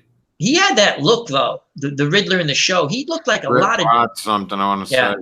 He had that look like he was... You know what's funny? I just saw him, and he's been in a lot of He did a lot of Westerns. Star Trek, the guy who played the Doctor, Bone. William Portion, excuse me. DeForest Kelly. Yes, he's in a ton of Westerns. Oh, he was always the bad guy too. Yes, that's He the always amazing... played the bad guy. Oh yeah. I was watching what's it called? Wells Fargo, which is actually really, really good show. I mean, I know it's from the 50s, but it's a good show. And then Lawman, another one. So quick story about Lawman that no one's going to give a shit about, but I'm going to tell it and then we'll end it. We'll go through the thing. The guy who plays the lead character's name is John Russell. And I kept telling my uncle, God, this guy's such a good actor, like in this shtick. That really skinny guy. Yeah, you've seen it, right? It's they actually touch on certain subjects you wouldn't even see them touch on now. That's the amazing thing from shows back in the 50s. You're like, whoa, you wouldn't think they'd touch on that stuff. And they did. And long story short, so I kept going, I've never seen this guy. I was looking up stuff trying to find, he's never a bad guy. Then my uncle goes, remember that Clint Eastwood movie with when he was the priest or the preacher guy? I'm like, yeah. He goes, he was the bad marshal. I'm like, holy shit. Now when I watch it, that's all I see. I'm like, thanks for ruining the show. He's the guy who Clint Eastwood shoots in the end in the head, right? I was like, oh. What is that? Pale Rider? Is it Pale Rider? Great movie. Great movie. Definitely wasn't that one. What was it? I was thinking High Plains Drifter, but I was like, that's definitely not that one. No, you know what? I do the same thing when I think of that movie. It's funny, dog. I always say High Plains Drifter. There's only one Clint Eastwood movie I don't like. OG, you know it. Oh yeah, play Misty for me. Your wagon. That's two.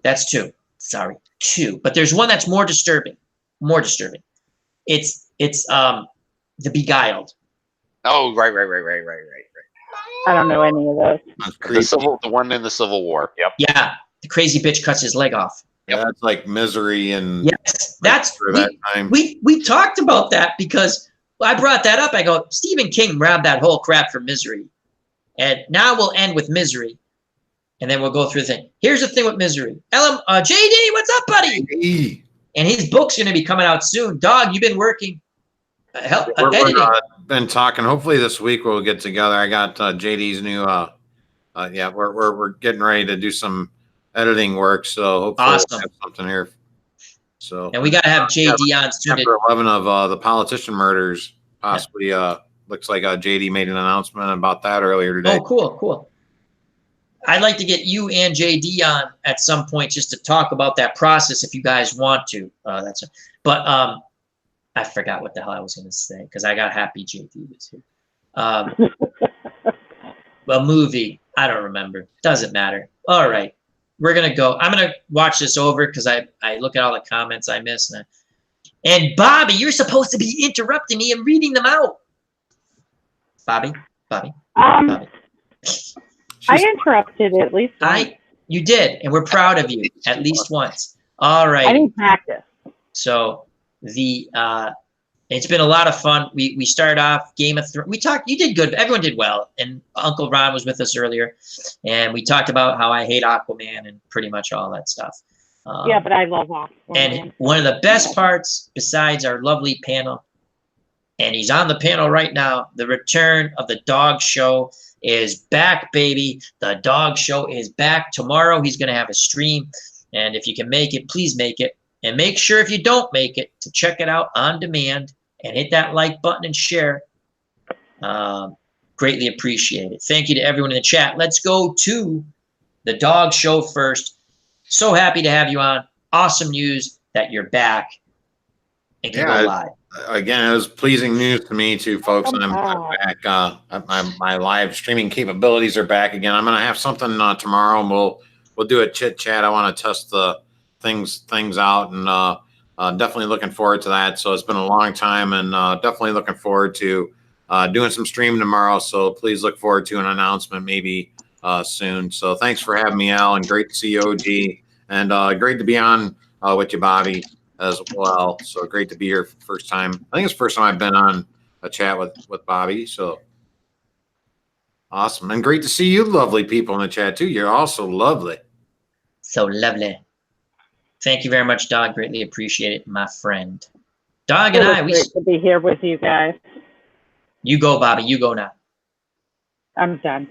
You're done. Bobby's done. She's done. Now. A woman of few words. But they're powerful. They are. They are. Now to our good friend OG. Once again, congrats on the lock and load being there. Tell us again, because I always say tester, and that's not the right thing. My official title is reviewer, but in the process of being a reviewer, I also do get to play test a lot of stuff, and I get to. I'm a PR guy for them now. I hype up stuff. I do it because. Like I said, it's a good game system. Good. He's got a lot of good game systems. Yep. One of my top 5 favorite games has come from him. So it's not like I'm doing it because of whatever. I'm doing it because I want to. You wouldn't do it, and I enjoy it. Right. You wouldn't do it if you didn't believe in the product. Exactly. As trite as that kind of sounds. No, it's true though. Oh yeah, no, I know it is. So, but yeah, we'll see where it goes. I would like to see. I've already mentioned. I'd like to see you have him on your show. Yeah, because it would be interesting. Getting him on something like this might be a little bit difficult. No, on your. I get it. No one ever wants to come on with me because they see chat with Al. If you guys weren't here earlier, like I asked these other people, like from the card collecting community, and they've come in here and chat with Al's and stuff and other things. They're very supportive of a lot of other members of the community, and I'm like, hey, you want to come on? And I think they think it's always, this is Saturday. This is different. This is SATURDAY night. This is having fun, right? Dog and I, you might not believe it. We did a wonderful one, and it was Dog's doing on Ben-Hur. There were people who said that was like and again, because of Dog, and I just riffed off him. It was like a class on Ben-Hur, and it was absolutely outstanding. So, we are, so if you want to come on one of our channels, please don't think about this is a comedy thing, right? But OG and I, we did it. We still got it when you have a chance. We still got to do our. I sent you the. I know you did, and I have to find it again because it's somewhere, and then I have to get. And then I will find it, and then I have to get with Dog so he can show me how to do that stuff, so we can have that discussion on that the battle there. Yeah, I would love to have you on your the lock and load on your channel. Your channel, it will happen at some point. There's a good chance I'll probably be getting together with him at a con here at some point. Oh, cool. And so that's when I'm planning on doing it. So it'd be both of us together rather than doing it over the internet or anything. That's awesome. That's awesome. And hopefully I'll have Anthony from Bleacher Bums Gaming back on at some point to discuss more Glory Days boxing and just having a boxing chat and other stuff. But so and OG, Dog, Bobby, Uncle Ron was here earlier. Thank you. And we're going to be doing something probably during the week with W. Voggs, that's Will, discussing some sports movies. I'm going to see what sports movies he likes. He's very knowledgeable about the movies. And then we'll have W. Voggs on a little while down the line back on a Saturday chat. Well, and you and I need to do Borderlands sometime too. Yes, this is another exciting thing. Devin and I are going to be doing Borderlands simultaneously on the same team. And what I'd like is for both of us to stream it at the same time, so you can go back and forth, and you can see how much better of a player Devin is compared to me. Don't assume that. But it's just fun. So Oh yeah. We should set that Are for you next playing week. a team? Yeah. Oh you yeah. can play four-person squad. Four players on the team. Oh, cool. Yeah, it's fun. Playing that game with friends is awesome. We're So if probably I got the game and I played with you, you wouldn't care if I couldn't play? no. That's what makes it fun. We Bobby, you would be the person we go, Bobby, we think there might be a Go mine. check out that cave. Exactly. There's a chest in that cave. Go check. Oh God, there's 1 million of them in there. Sorry, Bobby. We'll come revive you at some point. You know. I told the story. Gaming with, as Bleacher Brum saying, hope to do the Black Sox show with you too. Oh, absolutely. That's coming up on the anniversary of that. So yeah, very knowledgeable. Dead ball era. Anthony from Bleacher Brum's Gaming. But I've told you, gaming with my younger nephew was always hilarious because he would leave Uncle Al to die all the time. I'm sitting there going, really, Chris? Really? My youngest nephew. But good stuff there. So again, thank you Bubba Husky, I got to write this down because he's been asking, and I'm going to do this match. I don't know if I'll do it justice, but Bubba Husky says, we need more FOC baseball games and that's Sports Demos did that. That was really fun. And he says, Ron Fuller, versus Ron, I think they're from the Tennessee area where Bubba's from. Ron Wright wrestling match. He's a wrestling match. I like doing the wrestling. I really do, and I hope OG, when he has a chance, does his fictional women's thing. I need to get back to my women's wrestling. I tell you, I know I said we were going to go off, and we are going to go off, but the we've gone off all right. Yeah, we've gone off rail early. The wrestling thing, I did the card and dice wrestling, and it was so much fun. Even though I'm using real wrestler, real. I just came up with what I'm like doing the thing. I'm like, I'm going to make Christopher Walken the manager and good friend of Stan Hansen. It was hilarious because he has a cowbell. What do you need? More cowbell. I thought it was funny. I enjoyed that. And that being said, thank you very much to everyone. Thank you to Dog Show. Thank you to Devin. Thank you to Bobby. Please check out all the channels, the Dog Show, the OG, Bobby Cantillano, and also check out the Facebook and Uncle Ron Juckett Retro Sports Network. He was on earlier. So thank you very much. Health and happiness. Happy Father's Day to everybody. And hope you all enjoy. God bless. Peace. And I did it out of order, so I have to go back. You know what's coming, folks. Peace.